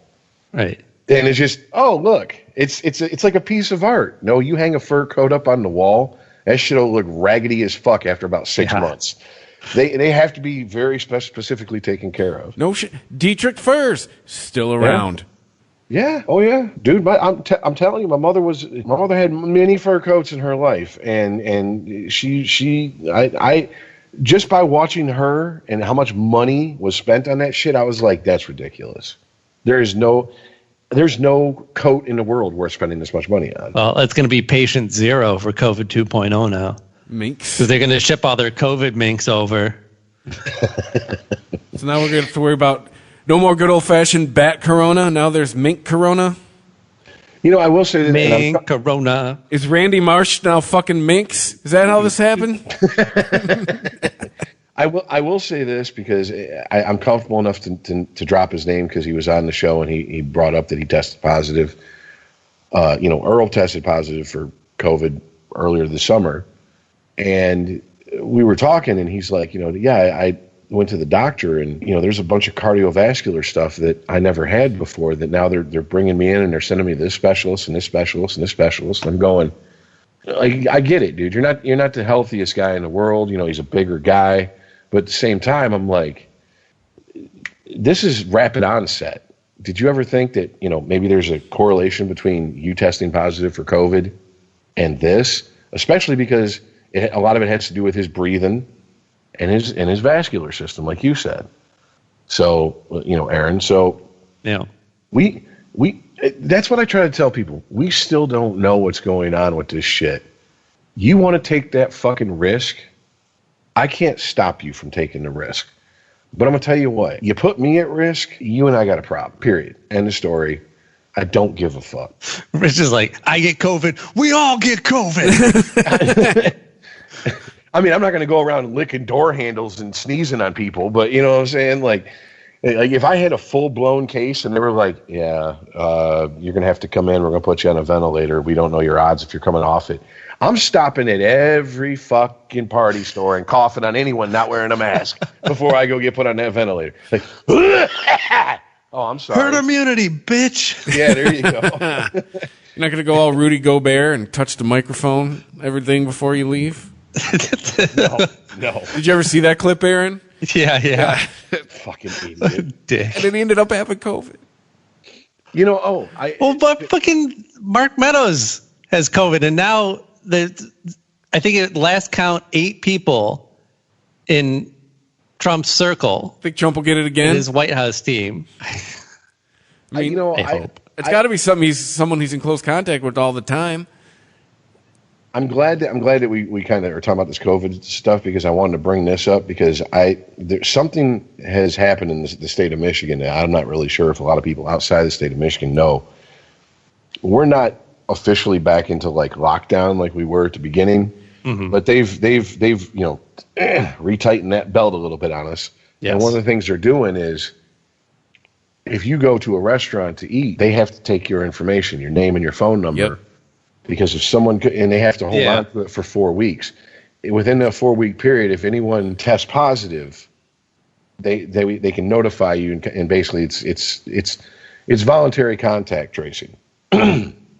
Now, aside from the fact that whatever, I don't really want to get into whether this is invasive and whatever or not. Part of my job is I deliver for DoorDash. I go into restaurants, I get food, I leave. Right. I've never been asked to sign or give my name. Now, there's a taco place locally that every Tuesday I get, their dollar tacos. They're really good. I always do pickup and carry out. And I went in, and there was, literally nobody sitting down at the tables. There was no one in there except for the employees. And I sat up front for 3 minutes waiting for an employee to come from the back. And when they did, they've always been masked up. And they're like, we're going to need your information before we can complete the transaction. And I'm like, to pick up food? Really? You're in there. Yeah, I get it. It seems a little strange, but... Because what if one of them got it and they handed you the food? Well, this goes back to, we don't know what we're dealing with necessarily. Because at the beginning it was, how long can it live on this type of surface and this type of surface? And then the reports come out, it really doesn't last. It doesn't transmit that way. It has to transmit through droplets. But then I just read something the other day that says, no. It can live on something for up to 17 days after. And I'm like, okay, wait a minute. Yeah. So there's kind of 2 different benchmarks that you're measuring, though. Where you can measure it living on different surfaces is something that I'm sure is good to know, but there's been no correlation between that and any kind of meaningful transmission of the disease. So yes, yes, on steel, on smooth surfaces where normally a virus can sit and live for days or sometimes even weeks, totally possible. But is there any evidence of anyone getting this from touching surfaces? There's been 0 so far. It's still all about being up in people's grills for an extended period of time. Right. It's really... And there is a lot that we still don't know, but yeah, it's about dose, first of all. It's not one of these things where you can get one piece of that virus or whatever gets into you and it just replicates. There has to be a significant amount of the virus present, and that's why it's attacking the lungs, because that's where when it gets aerosolized, that's when you can get that concentration that can actually start doing damages in your lungs. Yeah, just wear the mask, stay away from people. It's so it's really totally how you possible. Do it. Stay away. You could spit onto something, onto a surface. You could give that bag to somebody else. They could touch it. They could pick their nose. They could put that virus in their system. It's not settled yet, but from what we know so far, that doesn't mean that you've now got COVID. Well, also, and I think that's why we've seen a lot of problem with the testing too, and why we see people who are passive carriers. Maybe they got exposed to it. Maybe that virus is replicating in their body somewhere, and that's why you're seeing them test positive. But it's not replicating in the lungs, where it can actually do damage. Because it's not so much that the virus does damage through replication. It's like a cancer. The replication is the damage, and it's the replicating and dying and clogging up your lungs that's doing the damage. Unregimented. ChristopherMedia.net. There's a new Home Depot now open on Maurice Avenue in Maspeth. And as home improvement projects go, this is a big one. Use the product locator on our app for an in-store map to find what you need fast. And check out our new pickup lockers. They make online shopping a breeze. Of course, one thing's not new, our everyday low prices. The Home Depot, now open near Maurice Avenue and Long Island Expressway in Maspeth. And always open at HomeDepot.com. The Home Depot, how doers get more done. There's a new Home Depot now open on Maurice Avenue in Maspeth. And as home improvement projects go, this is a big one. Use the product locator on our app for an in-store map to find what you need fast. And check out our new pickup lockers. They make online shopping a breeze. Of course, one thing's not new, our everyday low prices. The Home Depot, now open near Maurice Avenue and Long Island Expressway in Maspeth. And always open at HomeDepot.com. The Home Depot, how doers get more done. There's a new Home Depot now open on Maurice Avenue in Maspeth. And as home improvement projects go, this is a big one. Use the product locator on our app for an in-store map to find what you need fast. And check out our new pickup lockers. They make online shopping a breeze. Of course, one thing's not new, our everyday low prices. The Home Depot, now open near Maurice Avenue and Long Island Expressway in Maspeth. And always open at HomeDepot.com. The Home Depot, how doers get more done. ChristopherMedia.net. Unregimented. Well, where I was heading with that also is that, okay, so we have that law, whatever, or that mandate now. Yeah. State mandate. Fine, whatever. But here's where I'm like, I think we're being, in this state at least, penny wise and dollar foolish. I have a friend, she works as a dental assistant. Your hands are in people's mouths all day. Okay, yes, she's masked up. The whole office is masked up. But the nature of going to the dentist, you can't wear a fucking mask if you're if you're in there getting work done. She got a phone call from her work. Now she's on because she's trying to take care of her kids and stuff like that. So she's on reduced work. She works, couple days during the month, usually on the weekend because her husband's home to watch the kids. She goes into work. 4 days later, she gets a call from work. One of the employees tested positive, but we're not going to tell you who. We're not going to tell you when, and we're not going to tell you whether you were working with him or not. And I'm like, time out. HIPAA. Okay, well, then what the fuck is the point? Just so you know you were exposed. Well, no, they know. They're just not allowed to pass on that information. Yeah. This is a workplace. She works there, okay? If it's a customer, if it's a customer who's going in to get dental work, it's under HIPAA. If not, it's a coworker. It's a situation where if she worked in a pizza place, by every or a restaurant or something like that, by every mandate and that's come out since this shit has started, they are legally obligated to tell you who that person is, did you work with them, because they need to know to contact trace. Fair point. You are correct on that. And so I'm like, okay, once again, we're taking names because I'm going into a place and grabbing a bag of food and walking out. I'm in and out within 3 minutes. Everybody's masked up, but yet she's there for 8 to 10 hours a day. And no, we're not going to worry about that. No, let's worry about that.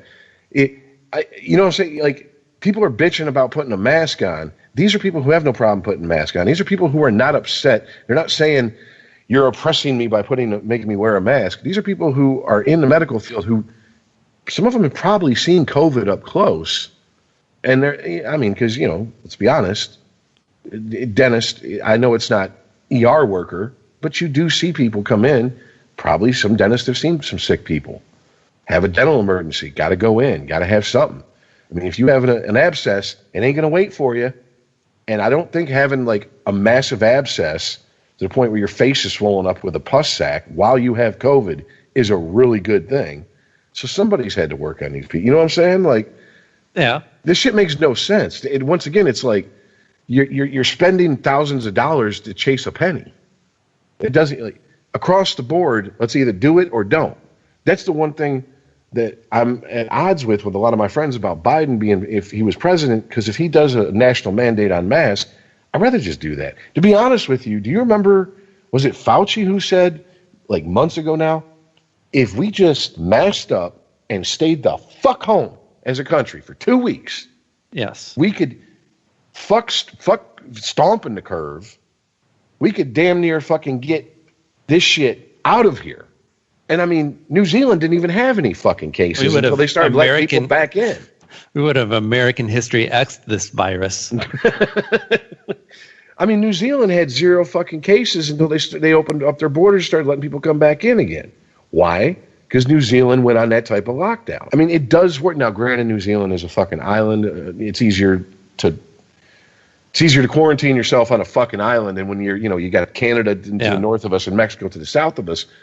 But the point still stands, because this shit isn't running wild in the cities like it was earlier now. Now it's running wild in the rural areas, in the middle of the country.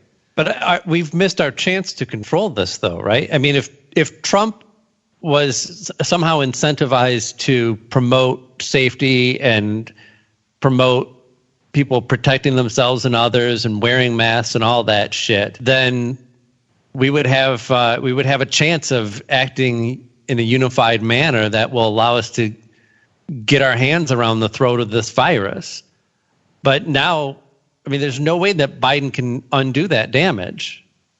There's zero chance of him I think that having at least a unified message from our federal government will be helpful in fighting this virus. But to do anything like what Fauci was saying, that ship has sailed. We will not be able to accomplish that, not under Biden, not under anyone. Depending on how bad this winter gets. Well, I mean, first of all, I think Biden's going to be, sworn in. I think a national mask mandate's coming. Death and misery will chip away at those numbers of the non-maskers and whatnot, but not in any meaningful way, I don't believe. But I mean, I truly believe he's going to be like, it's a national mandate. Wear your fucking mask. And sure. we're not going to put it on businesses to police that, and police departments or whoever who, county, police say we're not going to enforce this. There's going to be issues because, well, if it's a national mandate, you're here to uphold the law. You got to do what you're told to do. You don't get to pick and choose what orders you want to listen to from your fucking 4-star generals. Know what I'm saying? Yeah, but we've seen what side the police are on, though. I mean, you're saying the police would not be involved in this? Because I don't know who else would police anything like this. If they don't, there's going to be a lot of fucking problems because you can't keep putting it on the business owners. Because the business owners, I agree, ultimately have no ultimate recourse. Besides, get the fuck out of my business. And then people are getting shot, stabbed, and beat over being told to get the fuck out. Tell people to fuck out. So, they're not even challenging them on that case. It's more like the businesses are handling it like shoplifting. Like, if something obvious is going on and you have a way to control it or interrupt it, that's fine. But no one's asking their employees to run down somebody running out of their store with anything. No, really. Well, because it doesn't matter how much Toys R Us they did, but that's I've told some stories on the show before. That was back in the day. Since then, they've come to realize that, really you're just setting yourself up for litigation that would pale in comparison to anything that anyone could run out of your store with. Yeah. As far as damages to your business. So, yeah, I mean, they're not to challenge. I don't blame them. I mean, it shouldn't be their place, first of all. And I wouldn't, if I was working retail right now, I wouldn't want to be the guy who gets stabbed over a fucking mask. Oh, man. Dumb shit. I won't name the it's because it's a chain, but I was in a picking up some food to deliver to some people, and there was probably, and this is a big. They had moved everything to the sides of the walls, so it's just one big open space, and they got the little marks on the floor, and there's probably about 8 people in there, and I was like, okay, all right, everybody's pretty much respecting distancing, everybody's got their mask on, no one's doing the chin diaper shit, and then a group of people walk in, and yeah, their masks are down around up under their chin. They're fucking walking by people, standing right next to, people, and blah, blah, blah, blah. And people are trying to, back up away from them. And these people just not giving a fuck. And I'm looking at the employees, and someone goes behind me, goes, why don't these employees say something? And if it was, you don't. Well, they kind of did say something, but, I don't think they said it loud enough. Let's put it that way. Yeah. But if I hadn't have been on the job, I'd have probably turned around and said, you gonna die over, you want to take a chance of getting your ass kicked or dying for minimum wage over this? Yeah. Get in an argument with that guy, and what's going to happen? Best case scenario, he gets in your face and starts yelling at you, and maybe gives you COVID. There was 4 of them. It looked like a work crew of some type that had lunch and just came in all together, and were just like, wow. And they weren't. That's all I can think about when I see these videos. I understand what's going on in the video, but all that's really happening is somebody who is not taking care to protect themselves or others from this virus is now wrestling with and yelling at and spitting all over. Not there are some cases of people literally spitting on other people, but just yelling so much that their spit is flying all over these poor people. Yeah, and I hate to break it to people who've never been into many physical altercations. Just like people dying in real life versus the movies, fights in real life aren't like the movies. I've seen people get bit. I've seen people fucking try to gouge people's eyes out. You know what I'm saying? It depending on the type of person you're dealing with. Some people turn into wild animals that are they act like a wild animal that you've cornered when you get into a fight with them. You don't know what they're capable of doing, and you don't want to find out. Because let's be honest, who the fuck wants to get bit by someone with fucking COVID right now? You could end up with way to transmit it. You're likely to end up with more body contact and fluid exchange than a good date. Yeah, absolutely, abso-fucking-lutely, yes. Yeah. So like I said, this is one of the things I do have some hope for. I really do hope Biden getting in. I don't know if empower is the right word, but the people who are willing to do what they're being asked to do, because truly, nothing happens if you don't wear your fucking mask. I've yet to hear or see anybody I know, or even see anybody on social media talk about getting a fine or going to jail. We know that. Well, look at Chris Christie, right? Here's somebody who was backing the president's play on the virus, got sick, and I'm not saying he had his come to Jesus moment, but he did. He was on camera saying, "I should have worn a mask more often." So we know that there are people who are not only not protecting themselves, but convincing others to act in a similarly irresponsible manner because of fear of reprisal from the president. So with him removed from power, it's not, I think there's a lot of Republicans that at least don't have a dog in the fight for fighting against, mask wearing or anything like this.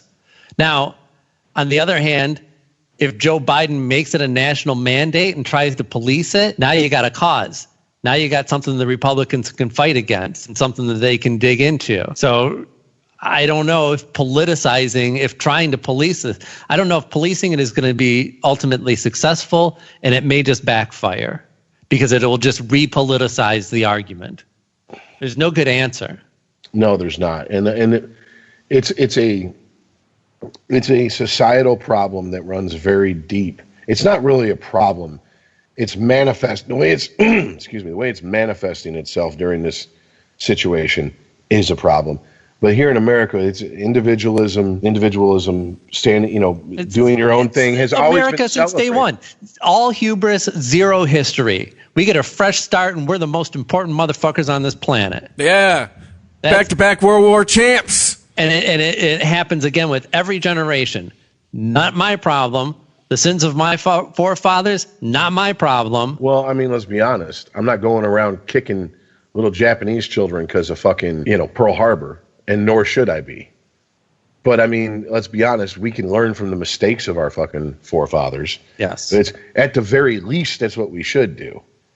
All right. It's just like, when people start popping off that good shit about reparations, I'm like, who you want it from? Right. When it tips over to like, well, your forefathers aren't around, so somebody's got to pay for this shit. It's like that's when you draw the line. Like, let's understand, let's accept.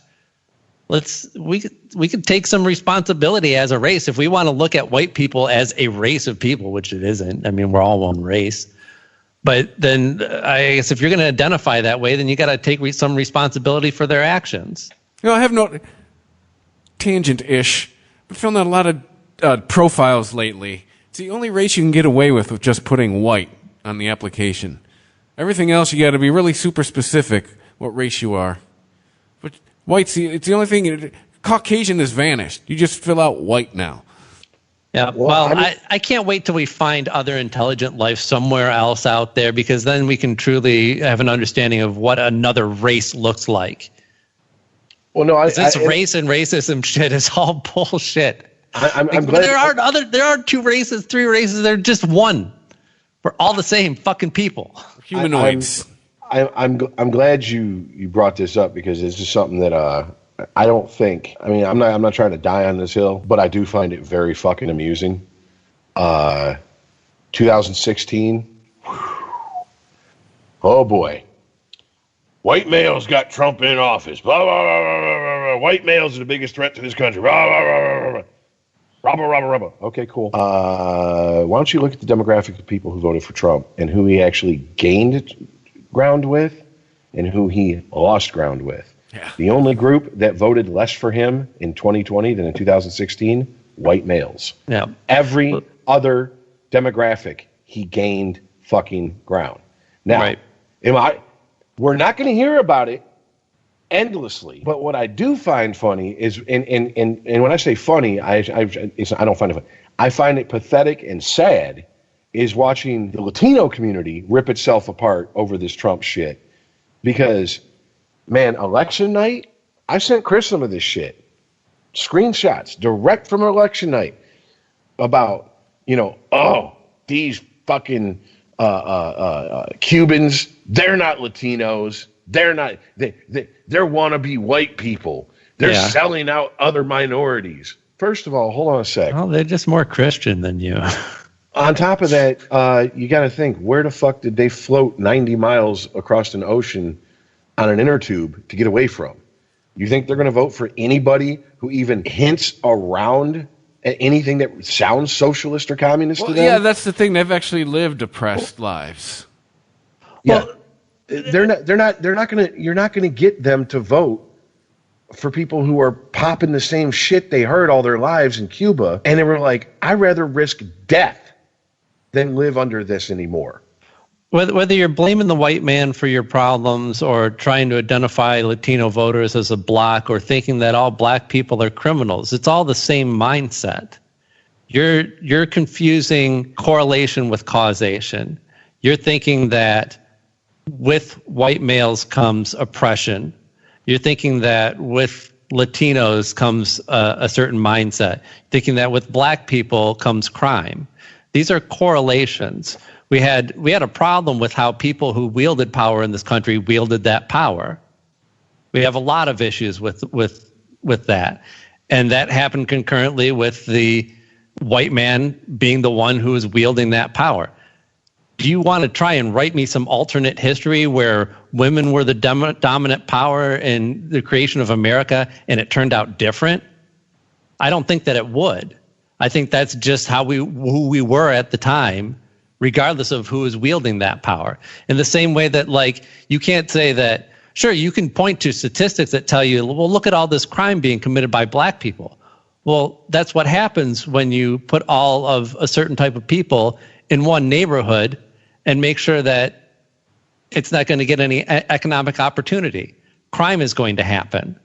Yeah, but at some point, I got to look at the group who exclusively only votes one party and go, this party's been in control of your neighborhood for how many fucking decades, and it's gotten better not at all. Mm-hmm. And by the way, anytime it does get better, the first words out y'all's mouth is gentrification. So maybe the problem is on you a little bit too. Well, actually, no, maybe it's on you more than a little bit. People should understand this, but not use it as a shield to hide behind. But if I constantly voted in people, if the same person, and we're not even talking the same party, Coleman Young was an absolute cancer for the city of Detroit. And he is beloved by a certain segment of Detroiters. He's the one who drove Detroit into the ditch. Now, granted, I know some older black folks who I've talked to, and you mentioned Coleman Young, and they damn near spit when you say his name because they're like, fuck that motherfucker. You know what he did? He destroyed the city I grew up in and loved. And I'm like, wow, really? You feel that way? Yes. They're like, yeah, you ain't going to hear that on the news, though, are you? And I'm like, apparently not. All I know is that we name our buildings after him. And he was the greatest thing since sliced bread. That's all you really hear. You don't even hear his racist rants that he used to go on even be brought up anymore. And they're like, yeah, I know, we were here.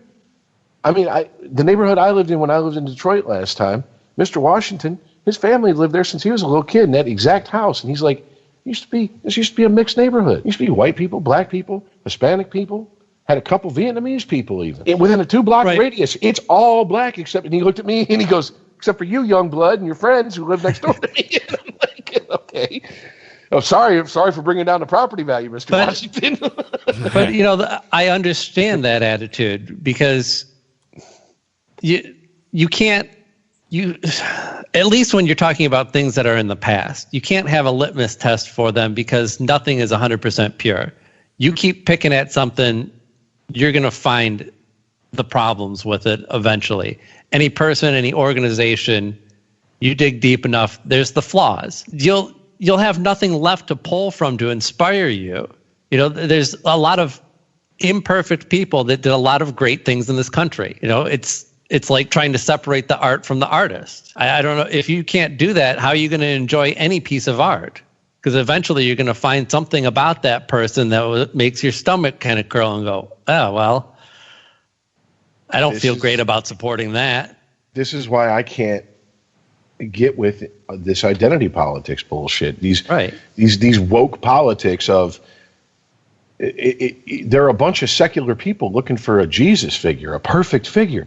No human's perfect. At least Christians admit that. The famous saying with all the Christians in my family is, there's only been one perfect, and they're Christians, so they believe Christ was perfect and without sin. Only one person that was perfect in this world, we put him up on a cross, and we know where the hammer and nails are right now.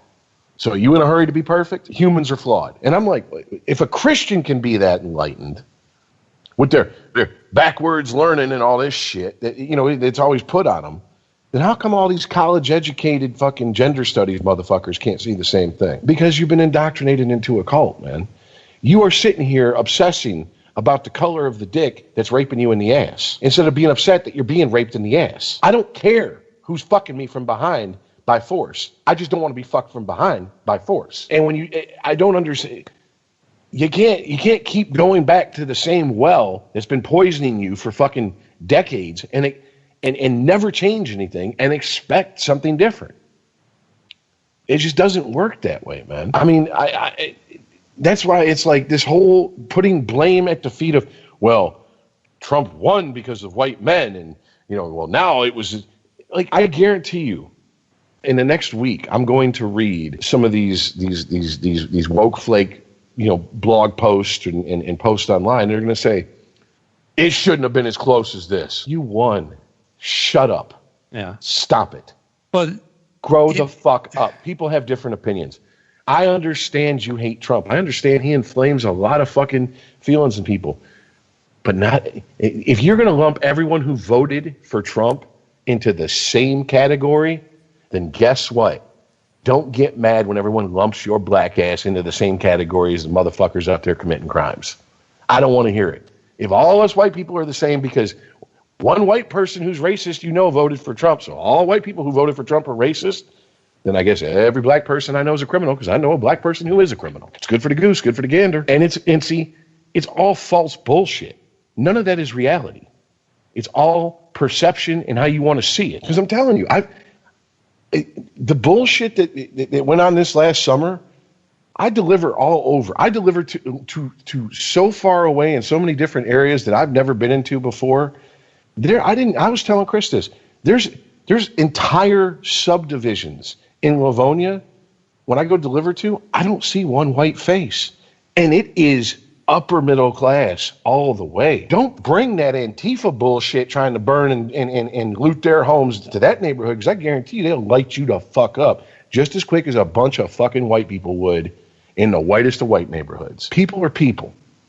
They're tired of the bullshit. And that's what scares me about if Biden steps down, even just having Harris as a vice president, here we go again. Here we go. More divisive shit. Because now it's not nothing can be what did Harris do? It's going to be she's the first woman of color to do this. Who gives a fuck? I don't. Is she competent? Is she capable at her job? Does she keep her word?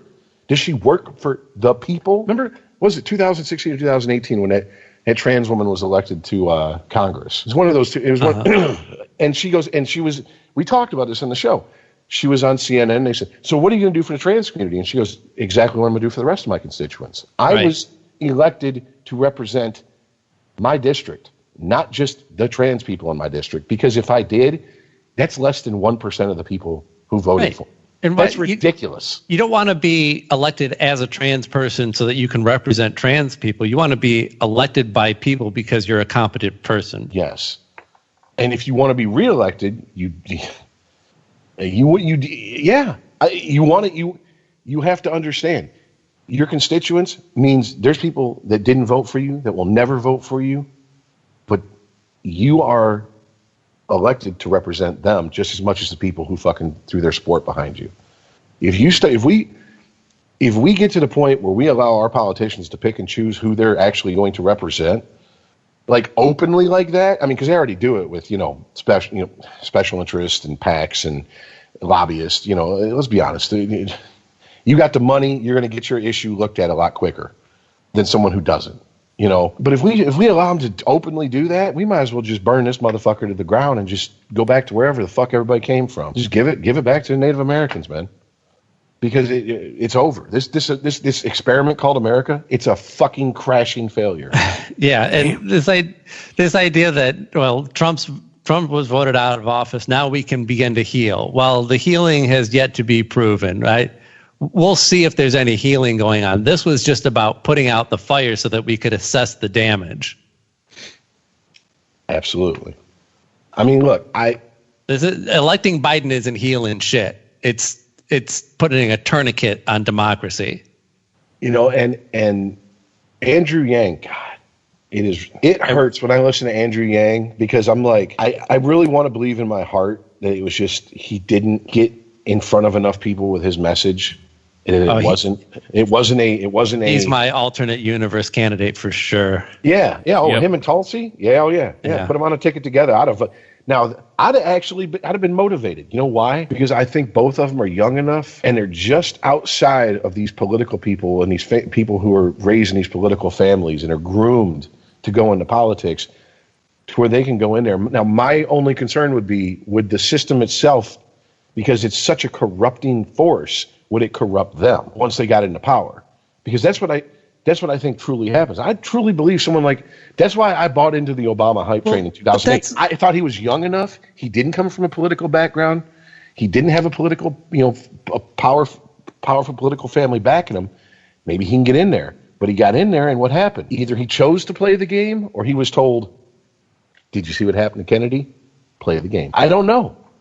Yeah. I mean, at some point, we have to look at this. We keep sending these people to Washington, and they keep coming back corrupt. Is it us or them? I think we used to vilify progressivism in this country on both sides.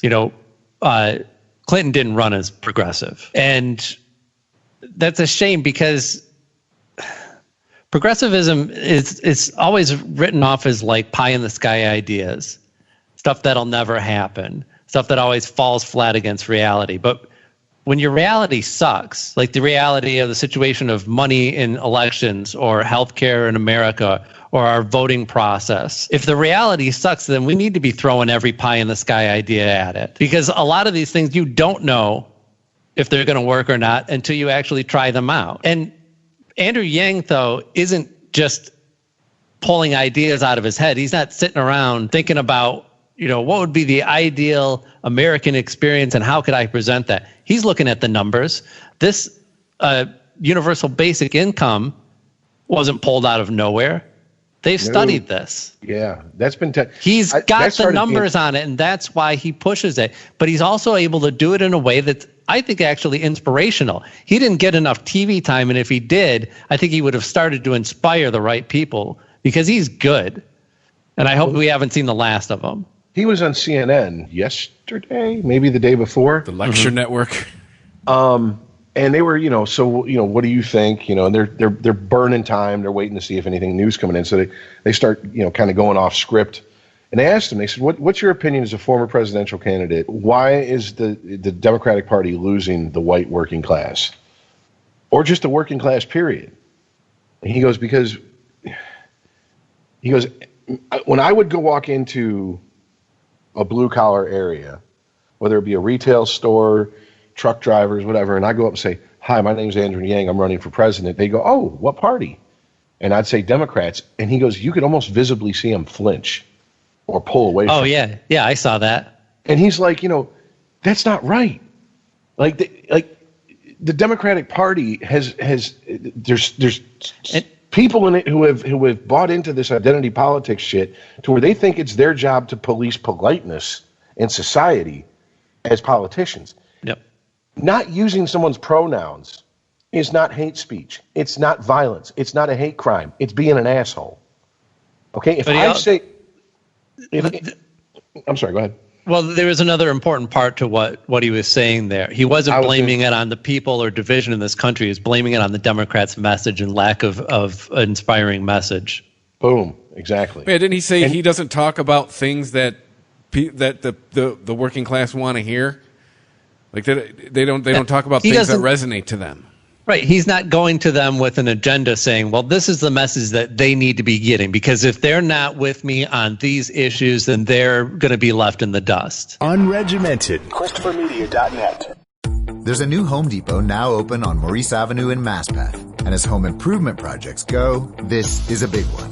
Use the product locator on our app for an in-store map to find what you need fast. And check out our new pickup lockers. They make online shopping a breeze. Of course, one thing's not new, our everyday low prices. The Home Depot, now open near Maurice Avenue and Long Island Expressway in Maspeth, and always open at HomeDepot.com. The Home Depot, how doers get more done. There's a new Home Depot now open on Maurice Avenue in Maspeth, and as home improvement projects go, this is a big one.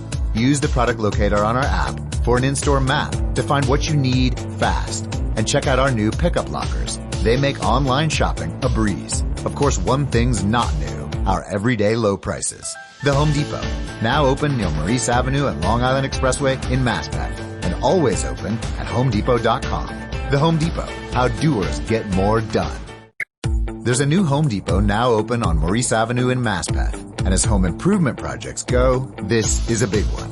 Use the product locator on our app for an in-store map to find what you need fast. And check out our new pickup lockers. They make online shopping a breeze. Of course, one thing's not new, our everyday low prices. The Home Depot, now open near Maurice Avenue and Long Island Expressway in Maspeth, and always open at HomeDepot.com. The Home Depot, how doers get more done. ChristopherMedia.net. Unregimented. The problem is that we have, and this is not limited to Democrats. I am not just putting this at their feet. Yeah. Republicans are just as guilty of it. We have these small enclaves in both parties who feel, and are very vocal, that their party needs to regulate morality, politeness, and just day-to-day interaction between people in society. No, that's not your job. The job of the government is not to make sure everybody smiles when someone smiles at you. The job of the government isn't to take care of you from cradle to the grave. The job of the government is to create an environment where you have an opportunity to grow, whether that be jobs, move up, move up from, let's say, working poor to middle class, whatever. They're there to facilitate that. They're not there to tell me you have to call this person the pronoun they said you call them, or else you go to jail. But this all goes back to the problem with the two-party system. Every new idea has to assimilate to the Borg. You're not going to be successful. If we had a system more like what the Brits have, you could have somebody like AOC, and if her ideas were strong and powerful and people were responding to them, and enough people would, that person would accumulate power, and they could accumulate enough power to lead the nation with that. There's not going to happen in a situation like this. AOC can accumulate so much power and use that to influence her party, but at a certain point, she's going to have to assimilate her vision to what the rest of the party wants. Yeah, and And again, I'm not saying I'm just using her as an example because she's the most radical and popular politician for that. A good example for that. I'm not saying that all of her ideas are good. I'm saying that we're in a situation where we should be hearing from all ideas. We shouldn't be shutting them down because they sound ridiculous. But the problem is that it's like, I've seen this personally with my friend, because as I get older, of course, my friends and their kids get older. And I'm starting to see this with my friends who had kids at a young age. So their kids are like 18, 19, 20, and like most kids these days, they're still at home. They're going to school or, whatever. That's not the problem. The problem is that you can't criticize anything they say because they go, well, I feel this way and you can't tell me how to feel. Look here, no one's telling you how to feel. What we're telling you is, by the way, if you ever fuck up and beat the shit out of somebody or get into a situation where the court orders you to anger management, you're going to go in there popping that don't tell me how to feel shit, and you're going to get set straight quick, fast, and in a hurry, because they're going to be like, we're not here to tell you how to feel. You don't get mad. You allow something that angered you allow that anger to overrule your reason and your logic. It's fine to feel angry. It's not fine to act out of that feeling and lash out. That's the problem. People don't understand it. All my feelings are valid. To you, yes. To the rest of us, not at all. Hey, you get older, you realize there's some of that shit you should just keep bottled up. That's where the fuck your feelings thing came from with the Trump supporters. It wasn't just born out of nowhere. It was born out of decades of them being told, fuck your feelings. When they said, I think we should be voting on this or that issue, they said, well, you're anti-abortion and I've labeled you a racist already, so your feelings don't matter in this. Well, I mean, and what comes with that is it's the boy who cried wolf syndrome. Fascist doesn't mean anything to me anymore. It doesn't. When people to the left of me, when people are calling Noam Chomsky a fascist and mean it, you don't know what that word means. You cannot define that. You know what? Remember the movie Reality Bites? Define irony. And Winona Ryder sat there, this generation, not our generation, that's our generation. The generation behind us and the generations coming up behind us, define fascism. And their definition is anything I don't like, anything I disagree with. That's not fascism. It's not. It's not. And by the way, fascism is not an exclusively right-wing train of thought. It pulls from all... Joseph Stalin is probably one of the most famous fascists in history. And what is his famous quote? Nothing outside of the state, nothing not for the state. I'm paraphrasing. You know what I'm saying? Gee, that sounds a lot like a communist, doesn't it? Everything serves the state. Everything.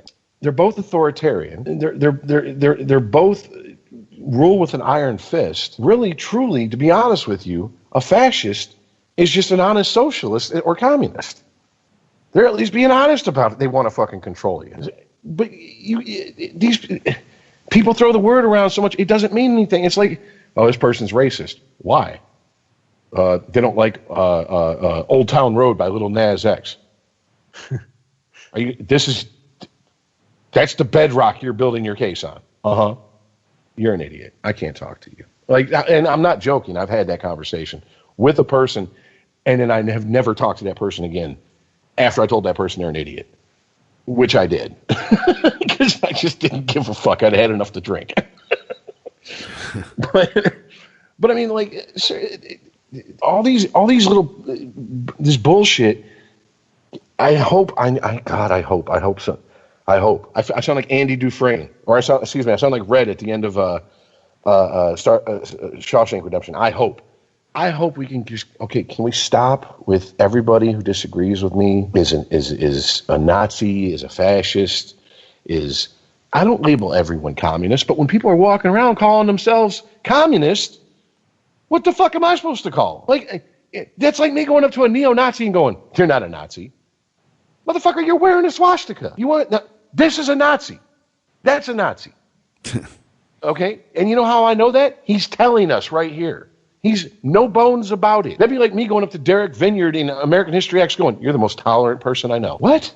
He would kick the shit out of me. Like, this, you know what I'm saying? Like, all this bullshit, I hope we can fucking at least get it off the front burner and put it, like, on the side burner somewhere. Like, I know it's not going to go away 100% because people just get their fucking rocks off on labeling and demeaning other people and throwing every fucking horrible term they could think of at other people anymore because, well, we have the internet and everyone's a tough guy because no one has to be responsible for what they say to each other anymore. But I mean, this shit, as much as I hear from Republicans, Obama divided this country.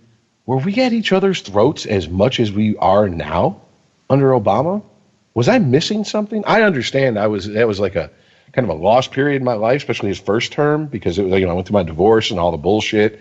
My mom died and I had a bunch of personal shit, but I don't remember like the pure fucking blinding hatred people had for each other. And that's probably why it's a good thing that the election played out in the way that it did, in the way that the votes were counted, so that people were paying attention to how many people were voting for Trump, and that perception of him being in the lead early on was, there's a lot of talk of people going, "Wow, I still believe Biden can pull this off, but even if he does, this election is showing us that we've got a lot of work to do."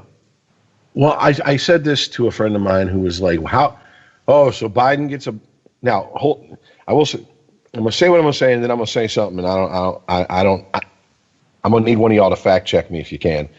But I told him, I was like, you're bitching that all these mail-in ballots are being counted, and Biden is getting the majority of the bump from these mail-in ballots. Could it possibly be because Trump told all his supporters not to vote by mail-in, to go vote in person? Right. I mean, it's kind of like that State Farm commercial. She sounds hideous. Well, it's because she's a guy. You know what I'm saying? Like, it's Jeff from State Farm. Like, what did you expect?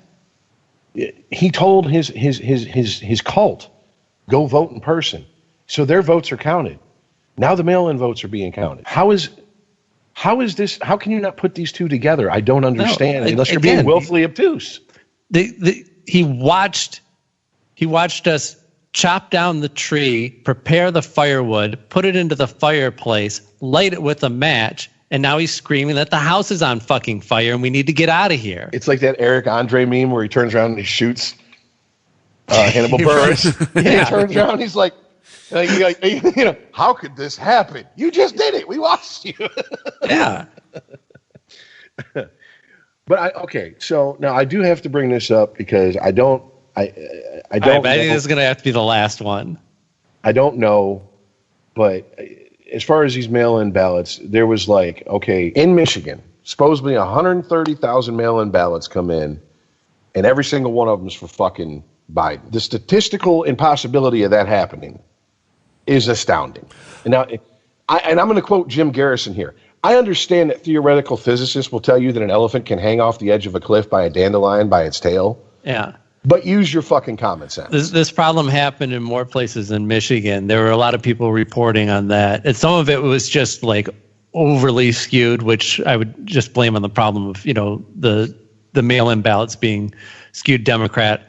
But what they did in certain instances is separate the votes. And so they separated in 2 stacks and then registered all the ones for Biden and then registered all the ones for Trump. Yeah. So it looks like I have 1 stack of votes from this county and they all happen to be for one candidate.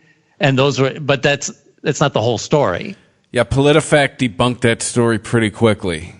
That's why I didn't come on here jumping in all big nuts about it, because I was like, when I heard it, I'm like, okay, that's bullshit. There's no way 130,000 ballots and nobody else got a vote. I'm like, right. But then I was like, wait a minute, this sounds like some bullshit I'm being fed that this sounds like some QAnon bullshit. But it definitely shows us areas where we need to tighten this shit up.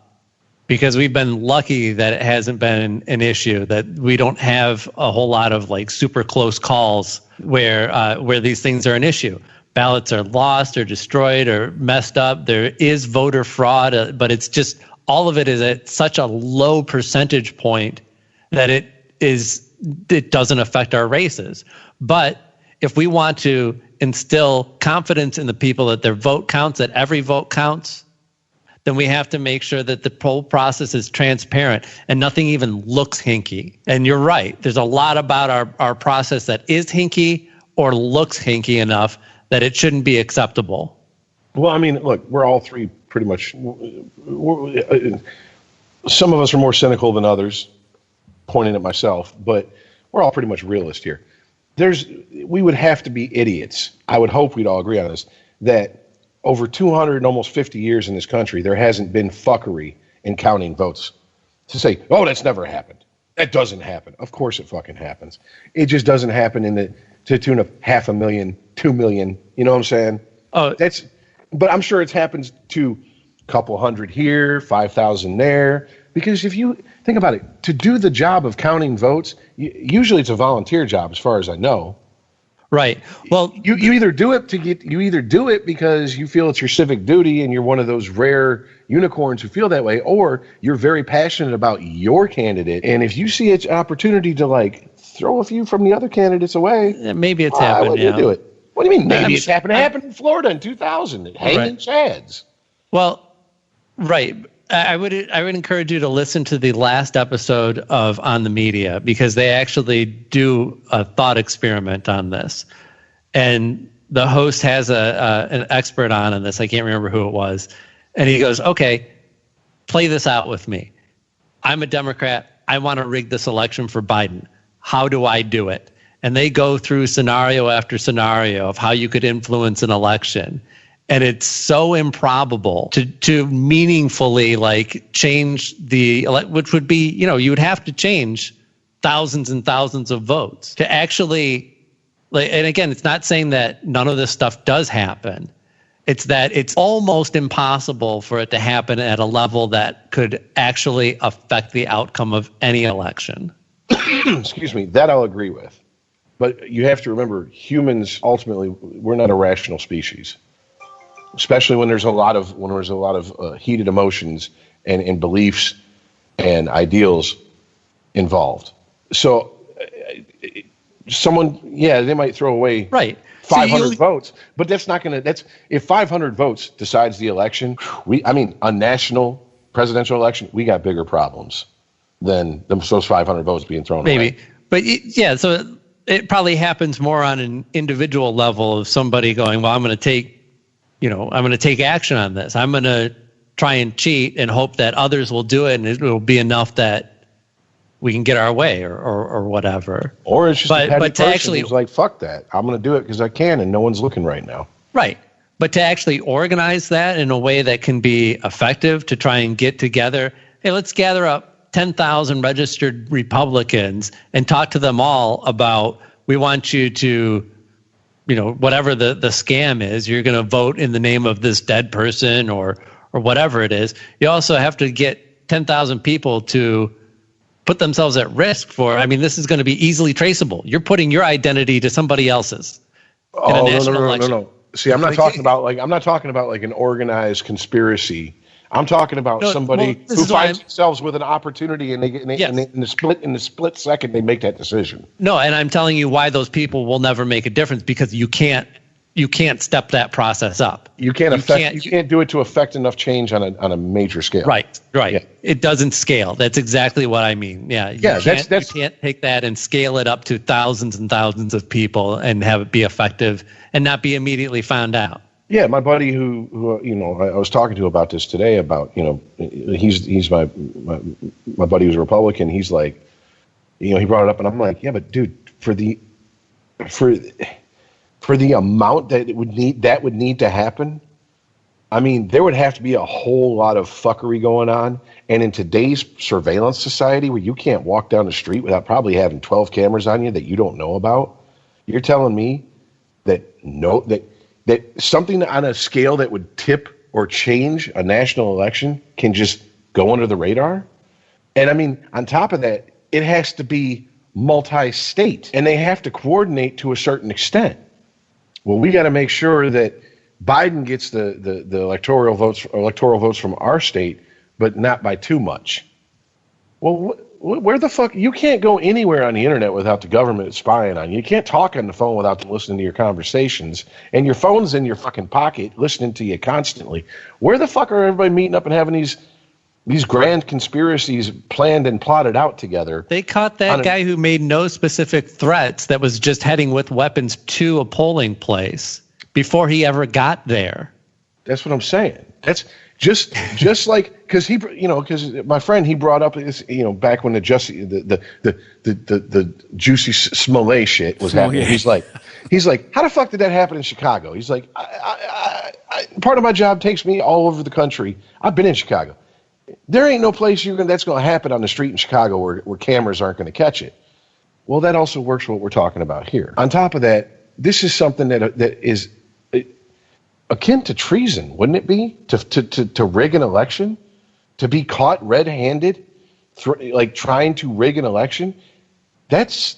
I'm imagining that's like 25 to life, if not the death penalty. Out of all the things that I believe were said out of bad faith, all the words that have come out of Trump supporters' mouths, this is the most egregious. None of these people legitimately believe that this election was stolen. They have zero evidence.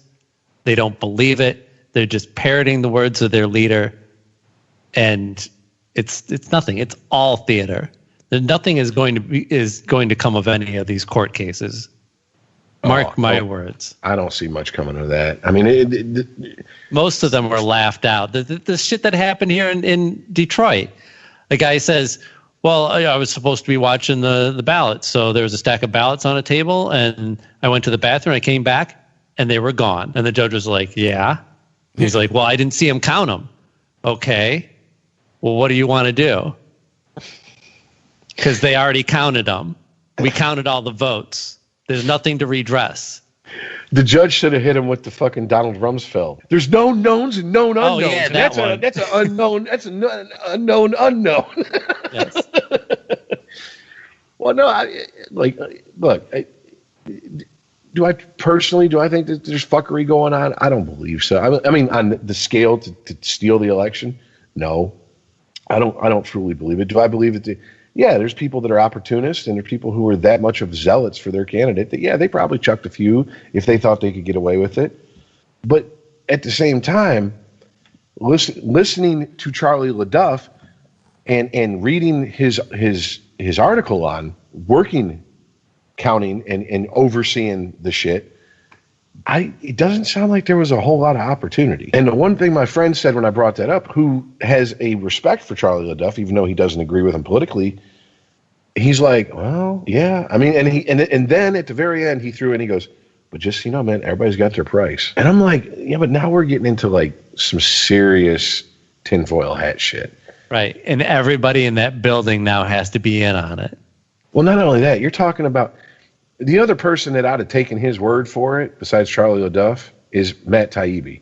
And the reason I trust those two, because those two walked away from the mainstream media because they said, you guys are full of shit. You don't want to report the news. You guys want to You guys want to dictate the news. You want to create narratives to push. And those are both, they're both journalists who aren't in it for the clicks. They have journalistic integrity. They paid attention during ethics class.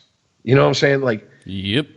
That's why I'm like, even if I had a tiny pubic hair of a doubt that this shit was rigged on a major scale here in Detroit, Charlie LaDuff took it out. Now and by the way, if you follow Charlie, I don't know about Twitter, but if you follow him on Facebook and you post something and quote him or post it at him on Facebook, as long as you're not an asshole and it is not just like a statement, it's a question to him, he will answer you. He will interact with you. The random person who follows him, he doesn't know you from Adam. And that's where I first saw the article I'm talking about was on Facebook, and I'm scrolling through the comments, and even the hardcore Republicans were like, well, Charlie, if you say that's how it was, man, I got to believe you because you got more integrity than anybody I've ever seen in the fucking business here in Detroit. And then one guy comes in and he goes, well, whatever, Charlie, I saw you at 3:45 in the morning at American Coney Island eating. So how could you have been at TCF Center at 4:00? And no one responded to him. And I was like, thank the fuck God. He didn't get any traction with that shit because come the fuck on. That is literally like someone coming in trying to stir the pot. And I was amazed that no one from the right or left jumped on him or to side with him. They just did what they should have done. That is a completely baseless claim. You have nothing to back it up. You saw him there. Did you take a picture with your phone? Did you take video of him? You didn't? Why not? Why wouldn't you have? Look at you all eating and shit, Charlie. The fuck? You're counting votes. How dare you eat? And once again, I'm going to go out on a limb and say, I don't know the inner workings of Lafayette and American as far as their security systems, but they are Coney Islands who stay open 24 hours in Detroit. I'm pretty sure every inch of the area where the public can be there's cameras there. Someone would have fucking produced some footage by now if that was true to prove Charlie LaDuff lied. They would have to have. Because if they believe that he's in on the conspiracy, then they believe that he's trying to fuck the system over, but also at the same time play the good guy. We love tearing people down. That footage would have been fucking released. Right. And he's that and also walked away from mainstream media. Yeah, and that's when it was like everybody's got their price. Story doesn't jive. I'm like, okay. everybody's got their price. Bro, how many millions did he walk away from when he walked away from fucking, not Fox 2, Fox News? Yeah. I mean, they gave him his own fucking show, and he walked in and said, much like a band with too much integrity, when they signed a record contract, he said, I don't even want the money. I just want Final Cut. And they agreed to it. And when he went in, he goes, here's my story. And a Fox News producer who was not working with him, not part of his crew, went in and said, nope, we're cutting this up. He goes, well, then you better find someone else to do this fucking, fill this time slot, because I'm not doing it. 2 1s pimping, and walked out the fucking door. That takes balls. I mean, balls big enough to come in a dump truck. I don't know if I got the balls to do that, especially if the money's sitting there. So let's be honest. It's not he left for a lucrative job someplace else. He's working at American Coney Island. That's a man on a mission. He knew what that mission was, and he wasn't going to be dissuaded. He wasn't going to be distracted by money. You got to respect him. Yeah, Charlie LaDuff is one of those people that I on this show at least, I strive to be like him. You may not agree with me, but at least I hope I'm at least consistent. And when I'm inconsistent and I'm called on it, I will fucking not just dismiss you out of hand because you just said something that I didn't want to hear. Okay, cool. Let me marinate on it and come back and see what's up. And I've changed my mind on this show plenty of times. And I just hope we can get back to that where it's not double down, triple down on bullshit like we've had with this fucking president that we've had for 4 fucking years now. We need more LaDuffs. Does he even have any kids? Oh, yeah. If he doesn't, I was going to say, because if he doesn't, we need him procreating immediately. Right. You know what I'm saying? Because how many kids does Trump have? Like 5, 4? We need him to like at least double that amount. We need him to have like, who's the football player who had so many kids he couldn't even remember all their names? Cromartie. Yes. Antonio Cromartie. Yeah, we need, like, how many kids you got, Charlie? Oh, shit. Fuck. Hold on. Let me think here. Are you teaching them to have as much integrity as you? Jeez. Yeah, when I can remember their name. Yeah, I do. You know? Even the hillbilly on The Simpsons can remember all his kids' names. Oh, that was a funny fucking interview. It was a funny interview with that football player, and they're like, how many kids you got? I got 11. What's their names? And he rattled off like 8 of them, and then his face went blank. And it was just like, oh. He just trails off. And he had a reality show for a second. And of course he had. Sorry, what? So. His deal was too. DeAndre, dude, something like that. How dare you assume he's black, although he is black. Ooh. Antonio Cromartie, either he's black or he's fucking Italian. Antonio Cromartie. Yeah. I mean, come on, let's be honest here. He had a reality show for a minute. It wasn't not a lot so of much that playing basketball. So it wasn't so much that he procreated a lot. It was he got hit with a lot of multiples. Like there's like twins and triplets and like kind of how John and Kate got hit. That's a man who needs to put a laptop on his fucking cock, turn that bitch on, and smoke as much weed as possible because he's got that super sperm. Like if he jerks off within a mile of a woman, she's pregnant. Like that is horrible. Like the old South Park episode, putting his balls in the microwave. Yes. Which, by the way, I just want to say real quick, and then we can wrap this up. Did you guys see the South Park? Well, you mentioned it earlier, so I know you did, Chris. Aaron, I did not. You haven't seen the pandemic episode? What'd you think, Chris? That was awesome. Thumbs up, thumbs down. Okay, I'm kind of I'm like, I wish they'd went harder. Hey, it gave birth to the phrase chin diaper. No, it did. Fair enough. But I just was like, God, I really thought they were going to take the piss out of this entire fucking country from top to bottom, left to right. They should have, but I guess they're working with it. I thought they went pretty hard, although I haven't watched South Park in like a good 5 years. So maybe I haven't been desensitized to them. What they do have is a new show, it's a deepfake show. And the host of it is named Fred Sassy, and it's Trump. And apparently it's a good watch. I forget what it's called right now, but it's made by them and it's deep fakes. So interesting. Yeah. I'll have to check that out.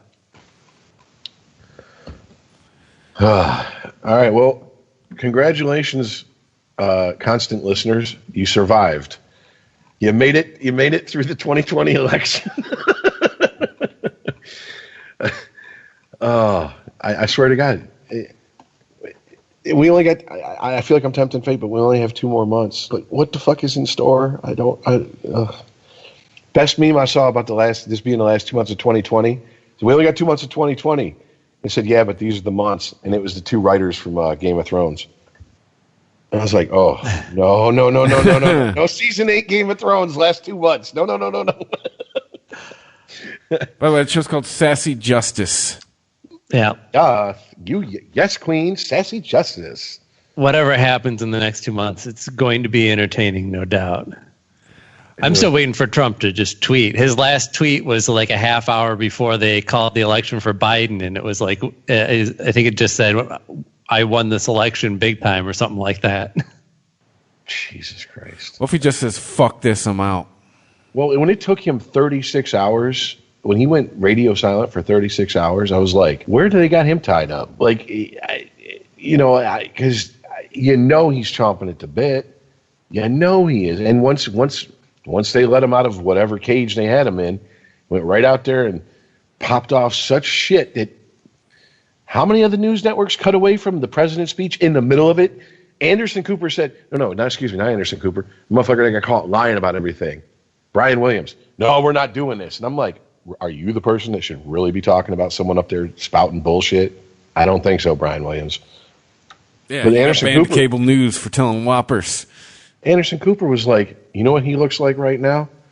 Like a obese turtle on its back of its shell, floundering in the sun, waiting to die. But I was like, God, you brought it hard. Yeah, but they're down the middle. That's what CNN will tell you. Hey, I think that's an even call, man. I don't think that's a partisan call, really. I will say I did like, in theory, Ralph Nader's, of all people who came to not really Trump's defense, but just he came out and he goes, it was bullshit for them to cut away because, one, you don't own the airwaves. The people of America do. And that's their president. And even if he gets up there and spouts bullshit for 15 minutes, they have a right to hear how full of shit he is. And I was like, I think he had a fair point. I agree. It's tough, man. I hear you. Like, you don't want to give him a platform to just try, because all he's doing is trying to save his own ass. You shouldn't have to give him a platform to save his own ass. But that doesn't make him not the president. So, anyway, we'll see. The one thing that I take away from Trump losing this election, because, I mean, God knows I don't think it's going to be reversed at this point, is, and we all have known a guy like this, and it's usually a guy in my experience. His girlfriend breaks up with him, and he's not upset that he lost someone that he loved. He's upset because, how dare you fucking leave me? I feel like this is Trump going, he's more upset that he's being told, you're done. Have a nice one. You've been rejected by the American people. Then, because he's like, no, I decide when I leave. You don't tell me when to leave. When I show up, the party shows up, and when I leave, the party stops. And it's like, no, we were partying before you got here, and we'll party after you leave, bro. You can't fire me because I quit. He just got the ultimate ratings, and they were not in his favor. There you go. You did not have such high ratings. Not this time around. It's kind of apt because we're bringing this back. You are the weakest link. Goodbye. Have a nice one. Well, I just spent 3 hours talking about two people I didn't even vote for. So there's that. Hey, Woke Flakes, I voted for a woman and a black guy this election. What'd you do? Vote for an old white guy?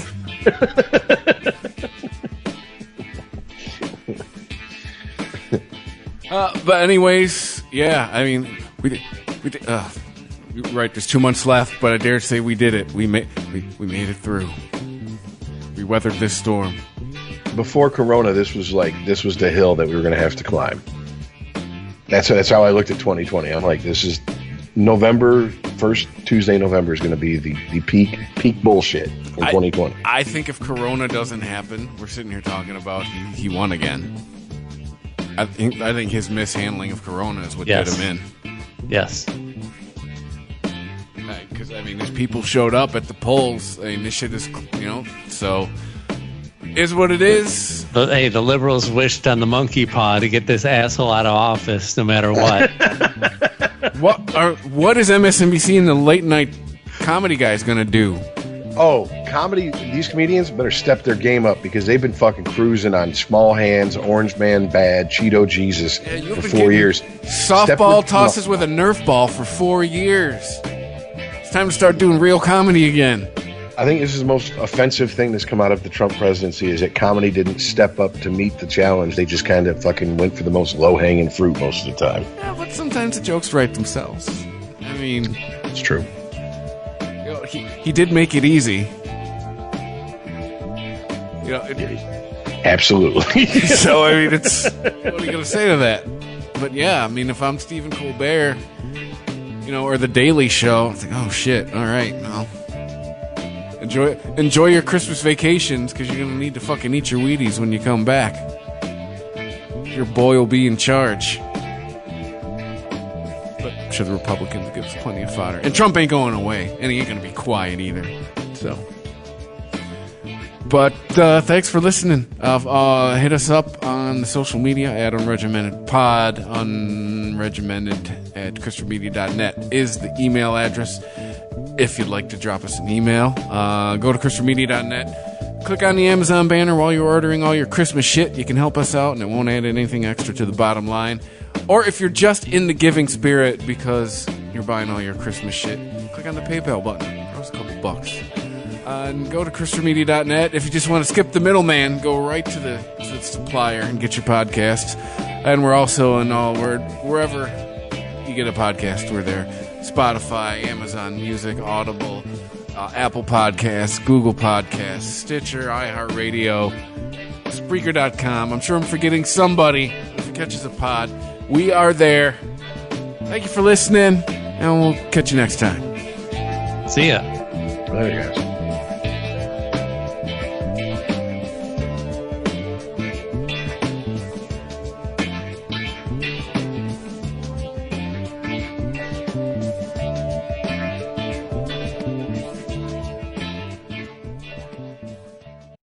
There's a new Home Depot now open on Maurice Avenue in Maspeth. And as home improvement projects go, this is a big one. Use the product locator on our app for an in-store map to find what you need fast. And check out our new pickup lockers. They make online shopping a breeze. Of course, one thing's not new, our everyday low prices. The Home Depot, now open near Maurice Avenue and Long Island Expressway in Maspeth. And always open at HomeDepot.com. The Home Depot, how doers get more done.